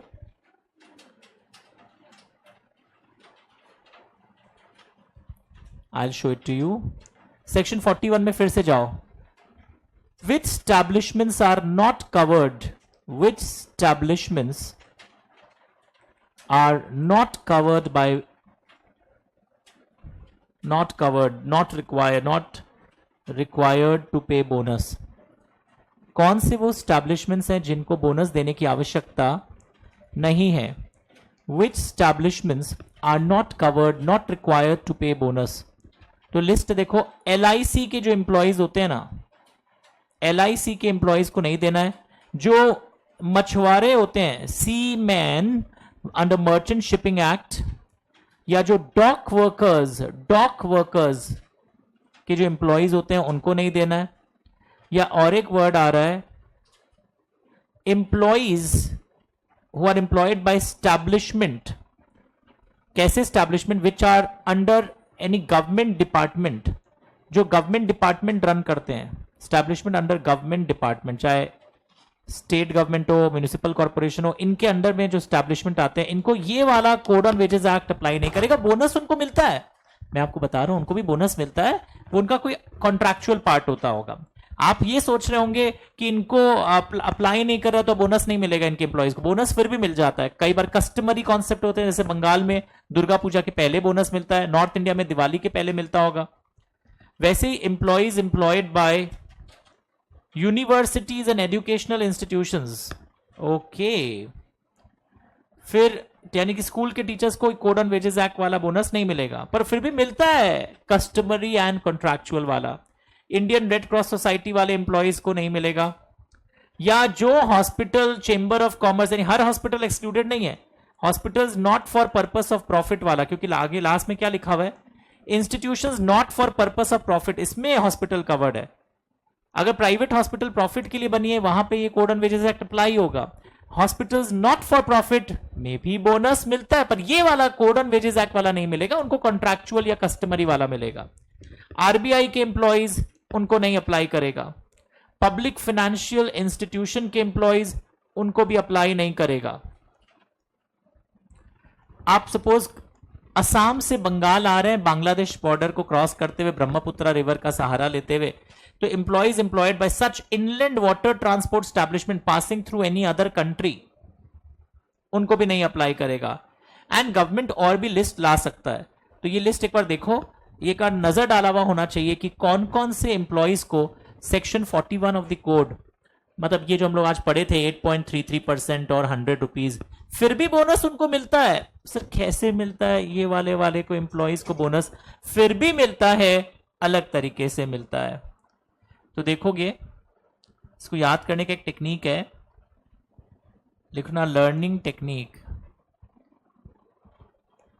सैक्रिफाइस्ड, एक वर्ड दिखा रहा हूं, यहां से एस सोचो क्या होगा, ओके, आईसी क्या होगा, मेरे को ऐसे याद रहता है, LIC,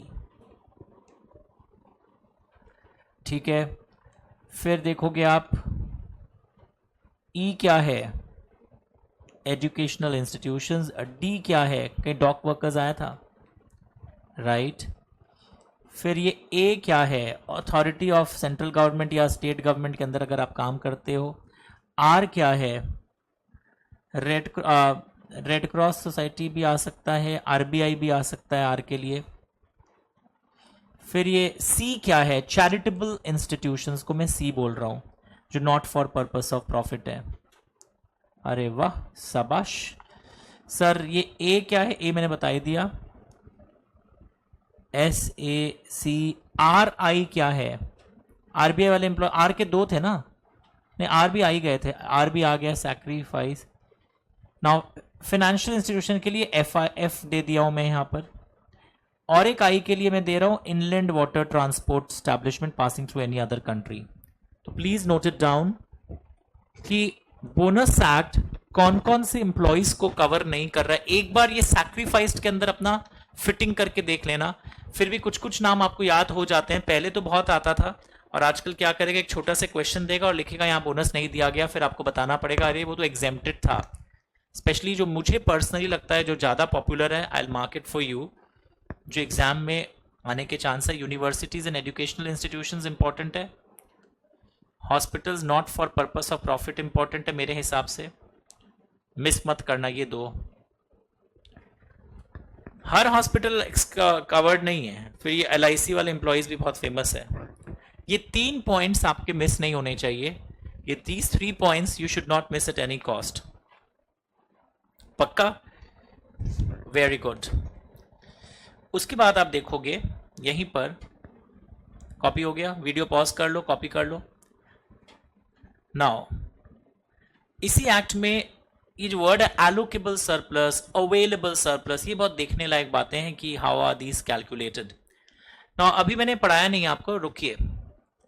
तो what I am trying to say, minimum bonus कितना होता है, what is the minimum bonus, कोई अगर फ्रेंड पूछे मिनिमम बोनस कितना देना है, 8.33% और 100 रुपीज वाला। ओके, वैसे ही अगर कोई पूछे मैक्सिमम बोनस क्या है, मतलब तुम्हारे पास बहुत सरप्लस आ गया मिनिमम बोनस देने के बाद भी, मैक्सिमम बोनस का फिगर लिख लेना 20% ऑफ सैलरी और वेज। वेज बोलते हैं आजकल, 20% ऑफ वेजेस मैक्सिमम है। वो पैराग्राफ्स के अंदर है, पैराग्राफ नहीं पढ़ा रहा हूं। उसके बाद एक क्वेश्चन आता है 5 के ऊपर लिख देना, कैन बोनस, अभी जैसे सारा परसेंटेज ऑफ क्या हो रहा है, वेजेस हो रहा है, can bonus be given on piece rate basis, मतलब जितना यूनिट्स प्रोड्यूस करोगे उस बेसिस पे आप क्या बोनस दे सकते हो। तो आंसर क्या है, yes, if there is an agreement, ऑब्लिक सेटलमेंट हुआ है मालिक और एम्प्लॉयज के बीच में, but minimum and maximum amount must be achieved.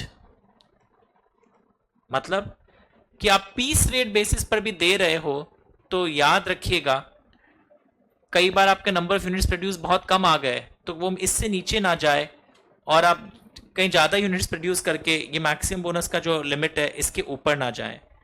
तो बोनस आप पीस रेट बेसिस पे दे सकते हो if there is an agreement or settlement, but minimum and maximum amount must be achieved. तो ये 10 मार्क का चैप्टर है, फैक्ट्रीज, ग्रेचुटी, ईएसआई, इतना बड़ा कोड ऑन वेजेस एक्ट। एक 5-7 मार्क्स का क्वेश्चन आएगा और 2 एमसीक्यू आएंगे, तो इसलिए मैं बहुत लिमिटेड करा रहा हूं। पहले बोनस एक्ट पढ़ाने में मुझे 3 घंटे लगते थे जब 1965 वाला था, अभी यहाँ 20-25 मिनट में कर देता हूं as per the requirement. So can bonus be given on piece rate system, यानी पीस रेट, ये हम लोग उस दिन भी पढ़े थे कि वर्कर्स को जब पीस रेट वाला वेजेस देते हैं तो इंश्योर करते हैं कि टाइम वाला वेजेस अब कम से कम वो पाए। वैसे ही आप अगर पीस रेट बेसिस पे दे रहे हो बिकॉज अग्रीमेंट हो गया है, तो यहां पर भी ध्यान रखना मिनिमम एंड मैक्सिमम आपके जो हम लोग ऊपर भी स्लैब पढ़े हैं ना वो अचीव हो जाए। ये जो 8.33% है, ये अगर मैथ्स जानते हो तो ये बेसिकली 1 मंथ सैलरी के बराबर ही आएगा। स्टार्ट राइटिंग, स्टार्ट राइटिंग, लिख लीजिए और रिवाइज भी कर लीजिए। मैं टाइम दे रहा हूं, कॉपी में छोटे छोटे नोट्स लिख लीजिए, वीडियो ऑन रहेगा।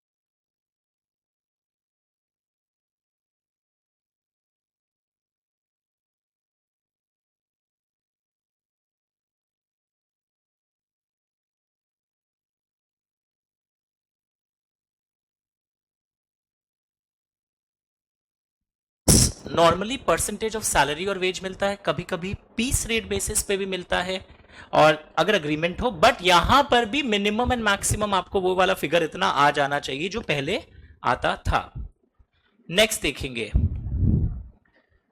ये जो वर्किंग डेज 30 डेज हम लोग बोल रहे थे, एक बार पढ़ा होना चाहिए था that some days are added, add some days in 30 days even if not actually work, चाहे आपने एक्चुअली वर्क नहीं किया हो, पर कुछ डेज को हम ऐड कर देंगे। जैसे कि आप काम करने के लिए पहुंचे पर वो काम दे नहीं पाए, पावर नहीं था, power shortage, raw material shortage, तो वो तो पहुंचा था ना काम करने, तो वो ऐड हो जाएगा। एग्जाम में आएगा वो 25 दिन एक्चुअली काम किया है, 7 दिन तो लेड ऑफ था, मतलब झमेला नहीं हुआ है, वो काम करने पहुंचा, रॉ मटेरियल नहीं था, मशीन टूट गई। लीव विद सैलरी और वेज वाले डेज वर्किंग डेज में ऐड हो जाते हैं। ओके, तो ये सेक्शन 28 क्या सिखा रहा है, that add some days in 30 days even if actually आपने वर्क नहीं किया। ये बहुत पॉपुलर क्वेश्चन था पुराने जमाने में, आजकल नहीं आया, but you may get a question. 22 दिन काम किया गया, 22 दिन में ये तारीख ऐड कर दिया जाता है। Days which he has been laid off, leave with salary और wage, he has been absent due to temporary disablement caused by accident, कोई फ्रैक्चर हो गया जिसके कारण, टेम्पररी, हाथ नहीं कटा है, हाथ फ्रैक्चर हो गया है काम करते करते, या लंच पीरियड में मशीन आके गिर गया, वो भी माना जाता है कि कोर्स ऑफ एम्प्लॉयमेंट में। जरूरी नहीं है कि जब एक्सीडेंट हो आप हथौड़ा चला रहे हो, आप घर जाते जाते ऑफिस के बाद उसी पीरियड में आप एक्सीडेंट हो गया, घर से निकल के ऑफिस आ रहे थे एक्सीडेंट हो गया, तो भी ऐड माना जाता है। ये वर्किंग इन द कोर्स, ये जो वर्ड है ना इन द कोर्स, इसका मतलब आना जाना भी कवर्ड है ट्रैवलिंग में ड्यूरिंग ऑफिस आवर्स। अब एग्जाम, अब ऑफिस खत्म हुआ 6 बजे, अब तुम पिक्चर देखते हुए घर पहुंच रहे थे, एक्सीडेंट हो गया, तो ये यहां ऐड नहीं होगा। तो टेम्पररी डिसेबलमेंट वाले डेज भी ऐड हो जाते हैं। फीमेल वर्कर्स चाइल्ड बर्थ के समय छुट्टी लेती है, मैटरनिटी लीव, वो वाला विद सैलरी वाला जो पीरियड होता है, मैटरनिटी लीव विद सैलरी और वेज, वो वाला पीरियड भी ऐड हो जाता है। तो some days are added to the working days, ये भी आपको पता होना चाहिए था। ओके, कि कुछ डेज ऐड हो जाते हैं वर्किंग डेज में। तो यहां पे आपको ये पोर्शन याद होना चाहिए, laid off, leave with salary wage, maternity leave with salary, temporary disablement. वैसे ही यहां पे लिखा हुआ है सेक्शन 29। सेक्शन 29 क्या बोल रहा है, an employee will be dismissed from receiving the bonus if he is dismissed from service. अगर डिसमिस किया जाए फ्रॉम सर्विस से,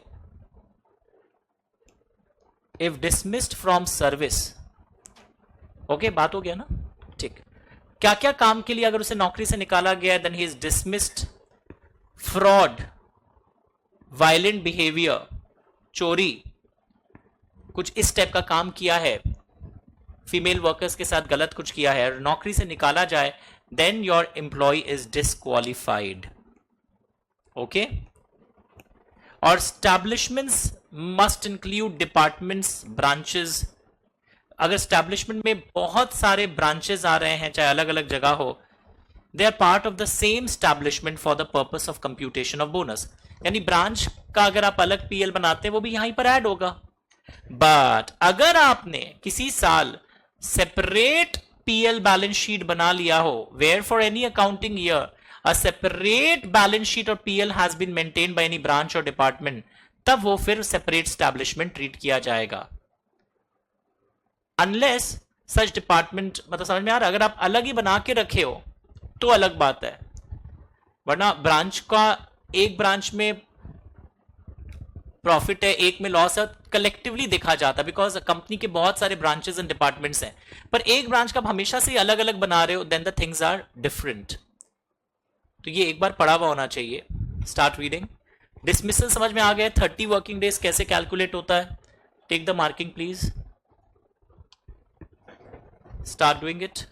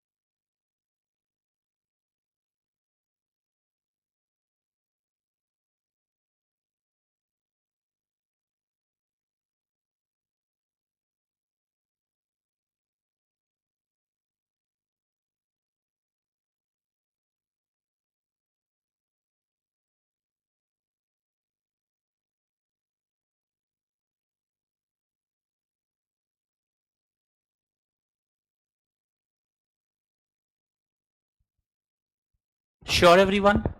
ओके, ना एक वर्ड बार बार आ रहा है, देखो, एलोकेबल सरप्लस, एलोकेबल सरप्लस। तो ये क्या होता है? How is allocable surplus calculated? ये एलोकेबल सरप्लस आप कैसे कैलकुलेट करते हो? एक बार हम ये लिख लेंगे, उसके बाद आप देखोगे यहां पर सेक्शन 34, 35 सिलेबस में सारे नहीं दिए, 36, 37, वेट 38, 39, 40, अच्छा ठीक है।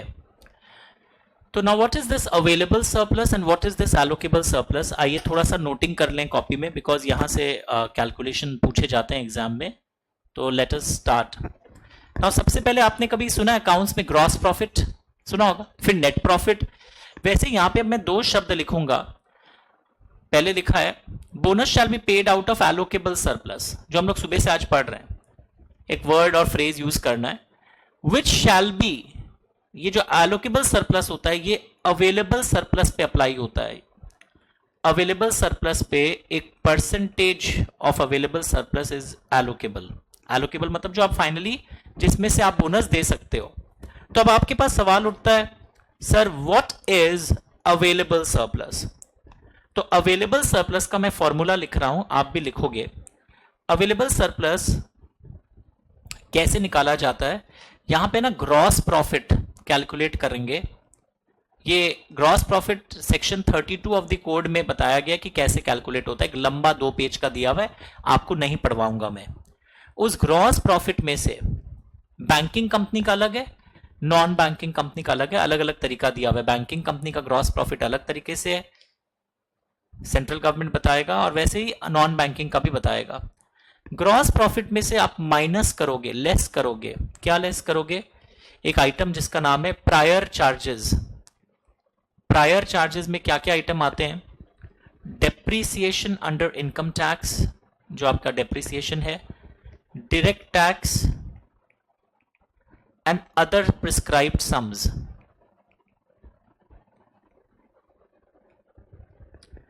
ग्रॉस प्रॉफिट में से आप माइनस करोगे prior charges, depreciation under income tax, direct tax and other prescribed sums, plus मतलब ऐड टैक्स सेविंग। जो बोनस पेमेंट के कारण आपको टैक्स सेविंग हो रहा है वो ऐड बैक करोगे इसमें आप। ये जो आएगा दिस इज नोन एज, ये वाले को हम लोग बोलते हैं अवेलेबल सरप्लस। यानी अवेलेबल सरप्लस का फॉर्मूला एक बार पता होना चाहिए अगर गंदा पेपर आ जाए। What do you mean by available surplus? Gross profit as per code on wages act will be calculated. Banking company के लिए अलग है, कुछ नॉन बैंकिंग के लिए अलग है। उसमें से ये प्रायर चार्जेस आप माइनस कर दो, अदर प्रिस्क्राइब सब में और बहुत कुछ दिया हुआ है, plus add back tax saving on account of bonus. इसके बाद आप देखोगे ये जो अवेलेबल सरप्लस आ जाता है ना, इसके बाद दो अंश है। 67% of available surplus is known as allocable, और कभी कभी 60% of available surplus is allocable surplus। Sir ये दो अलग अलग क्यों किया आपने? मैंने नहीं किया, इन्होंने क्या किया है, नॉन बैंकिंग कंपनी जो होता है ना उनके लिए 67% और 60% is for banking company. Are you understanding? तो अब ये दो वर्ड्स जो बार बार आ रहे थे ना, available surplus and allocable surplus, ये कैलकुलेशन अगर आप लिख दोगे तो आपका डेफिनेशन राइट है, और एमसीक्यू में आ जाता है कैलकुलेट करने के लिए। मैं फुल पेज करता हूं, आप नोट करिए।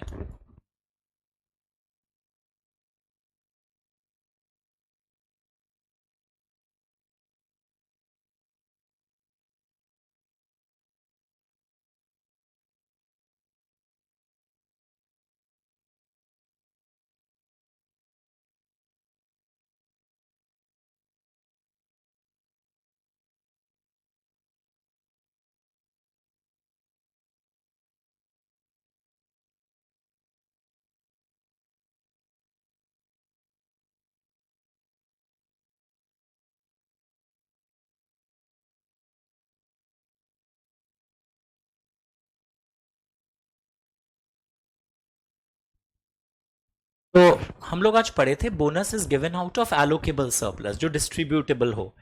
तो ये एलोकेबल सरप्लस कैलकुलेट कैसे होता है, उसके लिए this formula is shown to you. Gross profit, और ये ग्रॉस प्रॉफिट तुम्हारा नॉर्मल वो बचपन वाला नहीं है, ये section 32 on code on wages act में एक लंबा 2 पेज का लिस्ट है which you will not study. उसमें से कुछ आइटम लेस करने हैं, कुछ एड बैक करना है, ये निकला अवेलेबल सरप्लस। ना ये पूरा अवेलेबल सरप्लस से आप बोनस डिस्ट्रीब्यूट नहीं कर सकते। In some cases 67% can be used, मतलब out of this 67% you can give bonus which will be maximum bonus is not 67%. Try to understand. आज हम लोग क्या पढ़े थे, maximum bonus is 20% of salary of the wage. Employee, एक employee को देखो, दो एंगल है, एक एम्प्लॉय को बोनस मैक्सिमम कितना मिल सकता है, खुद के सैलरी का 20%। ये क्या बोल रहा है कि एक कंपनी अपने प्रॉफिट्स का, अवेलेबल सरप्लस का कितना भाग बोनस के रूप में डिस्ट्रीब्यूट कर सकता है। दो अलग चीज हो गया ना, एक कंपनी अपने प्रॉफिट्स का कितना परसेंट भाग बोनस के रूप में डिस्ट्रीब्यूट कर सकता है, this is 67% and that is 60%। वो एम्प्लॉय के एंगल से था, एक एम्प्लॉय बोनस कितना पा सकता है, तो एक एम्प्लॉय कितना पा सकता है, लैंग्वेज देख लो ध्यान से। ओके, पढ़ लीजिए। Sure, okay. तो ये हो गया हमारा available surplus and allocable surplus. कई किताबों में लिखा रहता है if the company has not declared dividend then it is 67% and if the company has declared dividend 60%, you better write this answer, this is safe. अब आप देखोगे ये जो लंबा लंबा आपको यहां पे दिया हुआ है ना, नॉट रिक्वायर्ड, वो जो मैंने आपको एक इक्वेशन में लिखवा दिया, उसी का बड़ा बड़ा एस्पेक्ट यहां पर दिया हुआ है, जो मुझे पर्सनली लगता है कि इतना दरकार नहीं है। You may not study this 34, 35, इतनी पढ़ने की दरकार नहीं है। Now the question arises, set on and set of of allocable surplus. This is very very famous. Set on and set of, ये मार्किंग चेक कर लो, आपने ले लिया था क्या? बस ये एक लास्ट एक ट्रिकी पार्ट है। सेट ऑन एंड और एक वर्ड क्या यूज कर रहे हैं हम लोग, सेट ऑफ, यानी तुम एलोकेबल सरप्लस तुम्हारे पास है, बहुत है। मैक्सिमम बोनस जो हम लोग पढ़े थे ना, एक एम्प्लॉय को मैक्सिमम बोनस क्या दे सकते हो आप, उसकी सैलरी का 20%। तो when the in any accounting year सारे एम्प्लॉयज को मैक्सिमम बोनस भी आपने दे दिया उनके उनके लिमिट के अनुसार, आपके एलोकेबल सरप्लस बहुत हो गए, यानी एक लाइन का answer, your allocable surplus greater than maximum bonus. तो जो सरप्लस आ रहा है ना, मतलब डिफरेंस ज्यादा हो रहा है आपके पास, वो सरप्लस आप एक फंड, मतलब वो सरप्लस आप आने वाले 4 सालों में अगर कभी प्रॉब्लम आ जाए तो उसमें यूज कर सकते हो। सब वापस बोलिए, तुम्हारे पास एलोकेबल सरप्लस है and it is exceeding the maximum bonus given to employees, तो उसको मैक्सिमम बोनस सबको देने के बाद भी सरप्लस बढ़ जा रहा है, तो सरप्लस को आप यूज कर सकते हो for coming 4 years for bonus payment. मतलब वो 4 साल के अंदर ही करना पड़ेगा, वरना फिर वो लैप्स हो जाएगा। जैसे टॉक टाइम में कई बार लिमिटेशन होता है ना, इतना महीना के अंदर ही आपको यूज करना है। फॉर कमिंग 4 फाइनेंशियल ईयर्स आप उसको यूज कर सकते हो फॉर बोनस पेमेंट। ओके, ये साल आपका सरप्लस जनरेट हुआ तो आने वाले 4 साल तक, पर ये सरप्लस कितना यूज कर सकते हो देखेंगे हम लोग, इस पर एक कैप है। वैसे ही कई बार आपके पास नहीं है बोनस पे करने के लिए अवेलेबल सरप्लस, एलोकेबल सरप्लस नहीं हो रहा है, सफिशिएंट नहीं हो रहा, अमाउंट है पर कम है, तो आप वो अमाउंट को टान सकते थे जो आपका सेट ऑन, इसको बोलते हैं फर्स्ट पैराग्राफ को बोलते हैं हम लोग सेट ऑन, जब आपका ये ज्यादा होता है। और ये एक होता है पैराग्राफ जिसको हम लोग बोलते हैं, और एक पैराग्राफ हम लोग यूज करते हैं that is called as set off, जब आपका allocable surplus less than minimum bonus देने को भी नहीं है आपका, तो उस सिचुएशन में आप क्या करोगे, अगर मिनिमम बोनस देने को भी पैसा नहीं है तो ये आप दोगे, कमिंग 4 साल के अंदर आप सेट ऑफ करवा सकते हो। कहां से सेट ऑफ करवा सकते, डेफिशिएंसी को आप किसी साल, आने वाले सालों में अगर प्रॉफिट होगा वहां से टान लोगे, जैसे टैक्स में नहीं पढ़ते हो सेट ऑफ, पर वो अलग चीज है। यहां पे एलोकेबल सरप्लस नहीं से भी आपका minimum bonus is even less than allocable surplus, तो ये भी 4 अकाउंटिंग ईयर्स तक यू कैन कैरी फॉरवर्ड, ताकि कभी भी अगर प्रॉफिट होगा तो आप टान लेंगे। ये allocable surplus is greater than maximum bonus, यहां allocable surplus is less than minimum bonus. Okay, तो मैं ये सिंपल एस्पेक्ट करवा रहा हूं। सेट ऑन का मतलब क्या है, where for any accounting year, important theory आ सकता है यहां से। The allocable surplus is greater than maximum bonus, अगर आप ये नोटेशन से भी पढ़ के जाते हो काम हो जाएगा। फॉर एनी ए वाई मतलब अकाउंटिंग ईयर, अगर ऐसा होता है तो जो एक्सेस है वो एक्सेस आप कैरी फॉरवर्ड करोगे, ताकि वो जो पैसा है वो आप आने वाले उन 4 सालों में कभी कोई अगर सेकेंड ईयर में अचानक नहीं हुआ, कोई आपका ये बहुत कम मिनिमम बोनस भी नहीं दे पा रहे हो, तो वहां से दे दोगे। तो ये सॉर्ट ऑफ बुक एंट्री है। देखो मिनिमम बोनस तो आपको देना ही पड़ता है whether you have allocable surplus और नॉट, पर ये एक बुक एंट्री करवाई जा रही है कि प्रॉफिट को आप कैरी फॉरवर्ड कर रहे हो, वरना फिर लैप्स हो जाएगा। पर कितना कैरी फॉरवर्ड एक्सेस कर सकते हो, लिखा एक्सेस का एक लिमिट दिया हुआ है। कितना लिमिट दिया हुआ है एक्सेस के ऊपर, maximum amount carry forward set on के लिए, सेट ऑन के लिए एक लिमिट दिया हुआ है 20% of salary wage. Set off के लिए कोई लिमिट नहीं दिया हुआ है, जो आपका मिनिमम अमाउंट और डेफिशिएंसी वो आप कैरी फॉरवर्ड करेंगे, पर सेट ऑन के लिए एक लिमिट है। सर मैं समझा नहीं। Suppose look at this question, I am writing it for you. Allocable surplus आपका है 6.35, मिनिमम बोनस आपका है, sorry maximum bonus 2.5 lakhs to employees. तो क्वेश्चन आपसे ये पूछा गया सेट ऑन कितना करेंगे, इतना एक छोटा एमसीक्यू दे देगा। एलोकेबल सरप्लस इज 6.35, मेरी बात सुन रहे हो आप, 6.35, मैक्सिमम बोनस इज 2.5 lakhs, तो आप कितना सेट ऑन कर सकते हो, कितना अमाउंट। तो लोग बोलेंगे सर जो एक्सेस आ रहा है सर 6.35 माइनस 2.5, आंसर आपको लग रहा होगा 3.85। ओके, बट लॉ क्या बोल रहा है, अपर लिमिट क्या दे दिया, upper limit is 20% of salary और वेज। सर यहां सैलरी और वेज का तो फिगर दिया नहीं, मैं कैसे निकालूंगा। Maximum bonus itself is 20% of salary और wage, so therefore set on का figure is only 2.5 lakhs। Sir कैसे आया, वापस रिपीट करता हूं। अभी बोला अगर आपका एलोकेबल सरप्लस बहुत है, मैक्सिमम बोनस देने के बाद भी आपके पास एलोकेबल सरप्लस बच रहा है, हाँ सर, तो जो डिफरेंस है ना, वो डिफरेंस आप कैरी फॉरवर्ड कर सकते हो, 4 साल तक यूज कर लेना। बट कितना डिफरेंस आप कैरी फॉरवर्ड कर सकते हो, उस पर एक अपर कैप लगा दिया 20% का। तो यहां maximum bonus to employ will be 20% of salary और वेज। मैक्सिमम बोनस जो आप देखोगे यहां पर 20% ऑफ सैलरी और वेज ही हो सकता है, याद रखिएगा। Maximum bonus is 20% of salary और wage, remember this everyone. And maximum bonus sir 20% of salary wage कैसे निकालें, वेज का फिगर ही नहीं दिया है, तो ये फॉर्मूला याद है ना, maximum bonus is 20% of salary और वेज, तो what ever will be that figure, that will be 2.5 only. तो आप 3.85 जो आपको लग रहा होगा ना, 6.35 माइनस 2.5, वो कैरी फॉरवर्ड नहीं कर सकते, आप सिर्फ कैरी कर सकते हो मैक्सिमम बोनस तक, क्योंकि maximum bonus is nothing but 20% of salary और वेज। कॉपी कर लीजिए, मैं वेट करता हूं।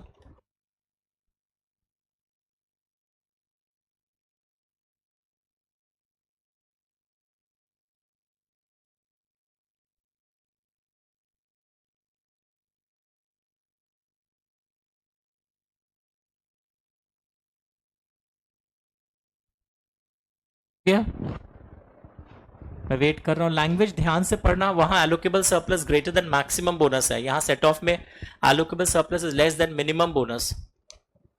पढ़ के देखिए ध्यान से। तो अब बोनस एक्ट के सारे टफ टॉपिक्स हमारे ग्रिप में आ चुके हैं, नथिंग टू वरी।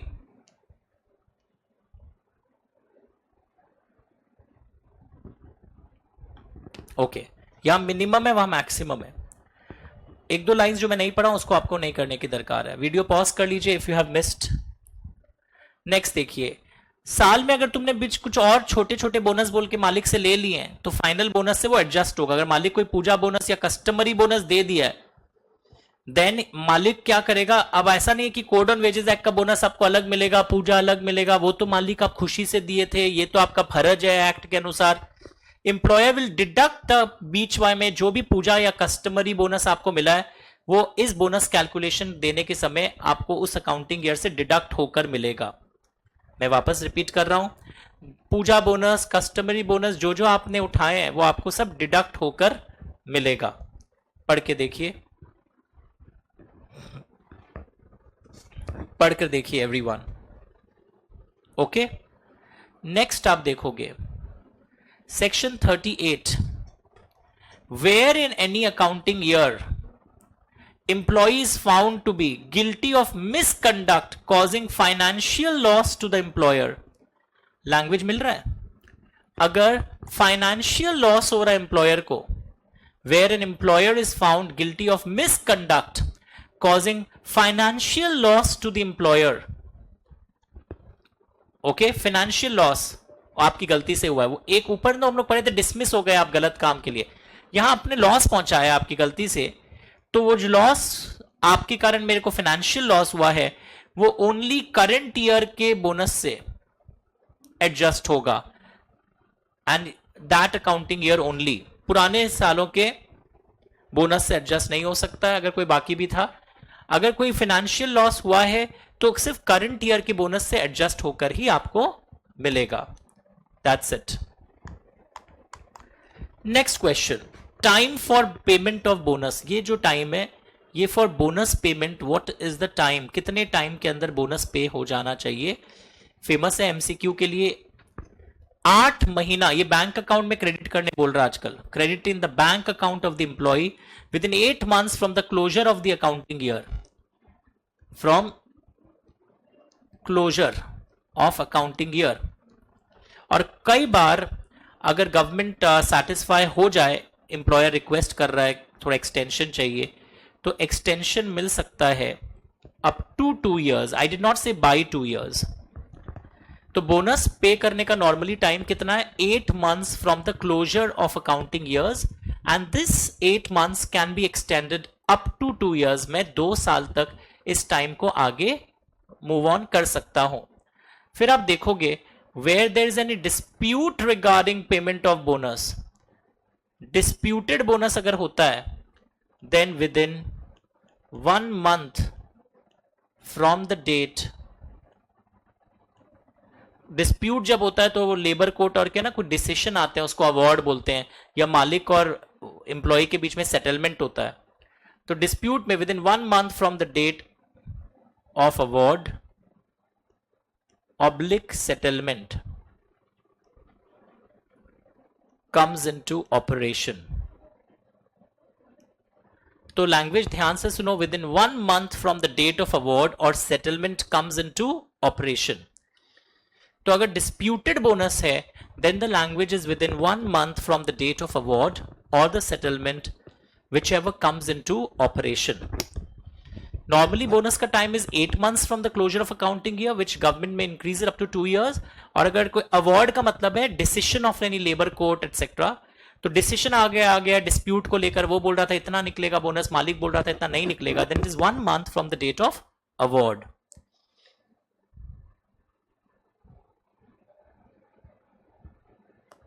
लैंग्वेज याद रहेगा।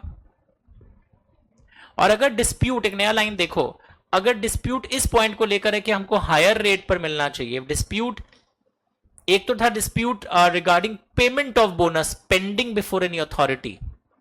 अगर डिस्प्यूट पेंडिंग चल रहा है then it is 8 months, 1 month। And if there is a dispute for payment at a higher rate, हमको ज्यादा दीजिए, रेट ज्यादा है, एक तो कि पेमेंट होगा या नहीं होगा उसको लेकर डिस्प्यूट है, और एक if payment if you are demanding payment at a higher rate, ये वाली डिस्प्यूट अगर है देन एम्प्लॉयर शैल पे 8 1/3 of the wages within 8 months from the closure of accounting year।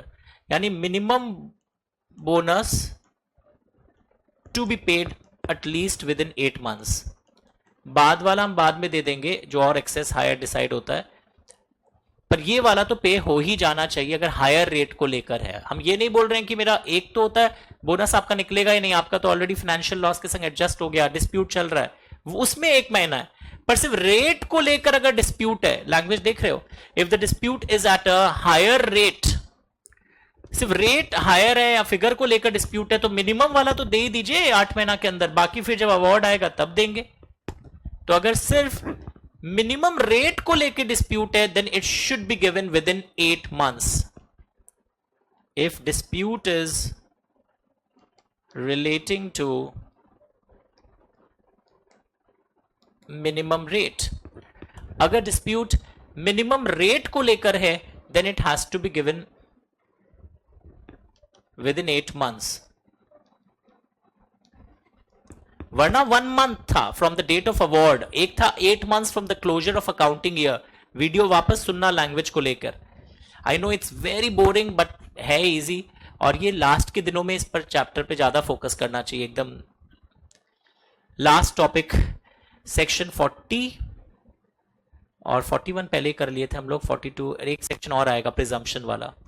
Now 40 क्या है, जैसे आज हम लोग पढ़े थे 41 के अंदर दिख रहा है आपको, employees employed by establishment of central government, state government, local authority, ये एग्जेम्प्टेड है, इनको ये कोड ऑन वेजेस अप्लाई नहीं करता है। पढ़े थे ना हम लोग, यहाँ गवर्नमेंट वाले को अप्लाई नहीं करता है। अब यहां पे एक बात है, public sector, establishment in public sector, अगर कभी पब्लिक सेक्टर वाला एस्टैब्लिशमेंट ओके उनको नॉर्मली अप्लाई नहीं करता है, public sector are also normally excluded, पर अगर पब्लिक सेक्टर वाला establishment if they are selling goods or rendering services which is also rendered by private sector, यानी कि पब्लिक सेक्टर वाला एस्टैब्लिशमेंट कोई ऐसा काम करता है जो प्राइवेट सेक्टर वाले नहीं करते हैं, जैसे रेलवेज की बात कर लूं तो उनको ये अप्लाई नहीं करेगा कोड। बट अगर कोई पब्लिक सेक्टर का एस्टैब्लिशमेंट सपोज मोबाइल भी बना रहा है, और मोबाइल तो प्राइवेट एंटरप्राइजेस भी बनाते हैं, और उनका मोबाइल से जो इनकम आ रहा है that is 20% of that total income of that public sector, तो ऐसे सिचुएशन में बोनस एक्ट अप्लाई कर जाएगा। मैं वापस बोल रहा हूं, एस्टैब्लिशमेंट इन पब्लिक सेक्टर को नॉर्मली ये वाला कोड अप्लाई नहीं करता है। कहां लिखा हुआ है पॉइंट 2 में, nothing in this chapter will apply to employees employed by establishment in public sector, उनको भी एग्जेम्प्ट कर दिया। एस्टैब्लिशमेंट इन पब्लिक सेक्टर भी एग्जेम्प्टेड है इस कोड से, मतलब बोनस एक्ट वाले कोड से। बट फिर आगे देखो क्या लिखा हुआ है,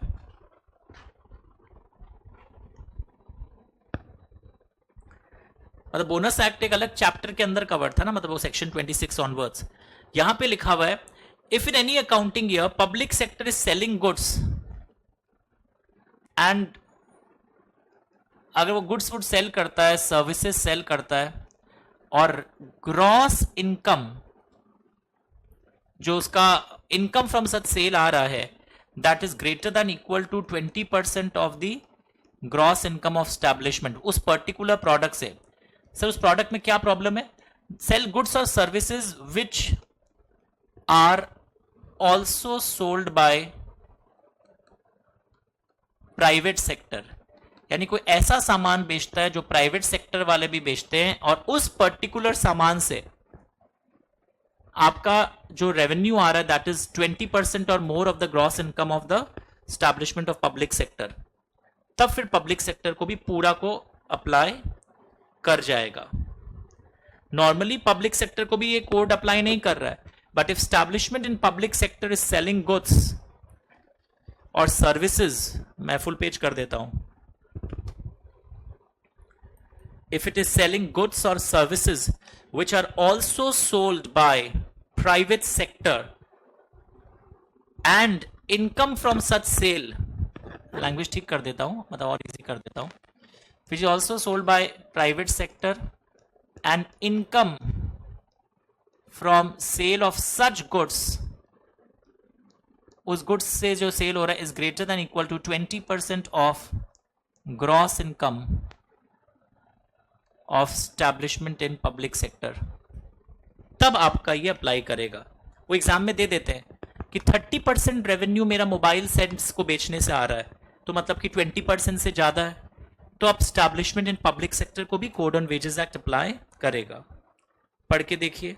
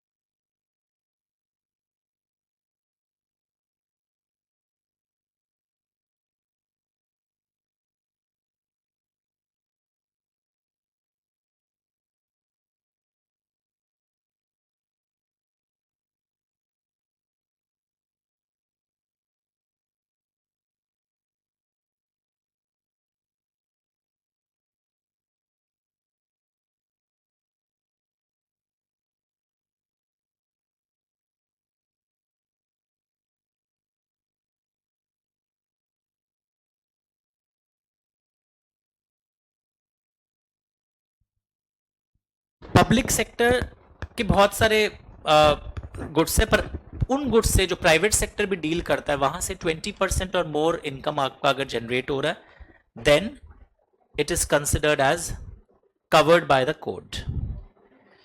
सो मैं क्वेश्चंस बना दूंगा तो आप चेकलिस्ट अच्छे से हो जाएगा कि ये मेरा हो गया या मुझे समझ में नहीं आ रहा सर पढ़ना कैसे। I will prepare a question for you. अब 46 एंड 47, 46 मैंने करवा दिया था। 47 balance sheet and PL account जो हम लोग बनाते हैं वो अगर ऑडिटेड है चार्टेड अकाउंटेंट के द्वारा तो माना जाएगा वो एक्यूरेट है। एक सिंपल सी बात है। एक्यूरेसी कब मानी जाती है? जैसे बोनस कैलकुलेशन के लिए क्या पता तुम जानबूझ के अपना वेजेस और कम दिखा दो, प्रॉफिट ना दिखाओ। तो लिखा हुआ है देखो यहां पर, सिंपल सा बस बात याद रखना कि अगर आपकी बैलेंस शीट ड्यूली ऑडिटेड है, अगर गवर्नमेंट कंपनी है तो सीएनएजी करेगा और बाकी केस में कौन करेगा? ऑडिटर्स, स्टैट्यूटरी ऑडिटर्स अगर ऑडिट कर देते हैं then your balance sheet are considered to be accurate. ये सब और पढ़ने की दरकार नहीं है आपको। यस, सो फाइनली ये this even balance sheet was also a bogus thing. तो अगर मेरे को कोई बोले कि बोनस ये कोड ऑन वेजेस एक्ट से क्वेश्चंस कहां से आ सकते हैं, तो पहला दिन जो क्लास था जहां पे आपने देखा था जेंडर डिस्क्रिमिनेशन नहीं करना है, फ्लोर वेज कैसे फिक्स होता है, मिनिमम वेज फैक्टर्स क्या क्या देखे जाते हैं, प्रोसीडर क्या है, notification method, inquiry method, wage period क्या है, कितना टाइम के अंदर वेज अलग अलग सिनारियों में पे हो जाना चाहिए, फिर आपका वो कमिटीज एडवाइजरी बोर्ड के रोल क्या है, central and state, inspector cum facilitator का रोल क्या है, फिर बोनस एक्ट में मिनिमम एंड मैक्सिमम बोनस क्या है, क्या बोनस आउटपुट प्रोड्यूस के अनुसार दिया जा सकता है, क्या क्या पब्लिक सेक्टर एस्टैब्लिशमेंट को बोनस अप्लाई करेगा क्या। तो ये छोटे छोटे अंश जो है ना, this has to be done. Recovery कैसे होगा, क्लेम कैसे सेटल होगा, कोर्ट क्या इंटरफियर कर सकता है क्या क्लेम रिकवरी में। तो ये सब बातें जो आप 2 दिन से सुन रहे हो, this will help you to finally compress your code on wages. एक चीज बार बार बोल रहा हूं, कोड ऑन वेजेस एथिक्स मैंने इंस्टीट्यूट मैथ से करवाया है आपको। Even your directors chapter I have done major portions from institute math. And super question booklet mail में, प्लीज मेल और यूट्यूब प्लेलिस्ट जहां day before exam, 1 month before exam, A B C analysis, बहुत सारे कुछ डाले जाएंगे समय समय पर। Please mail and YouTube playlist मत भूलना चेक करना, वरना प्रॉब्लम हो जाएगा। Okay, all the best, bye.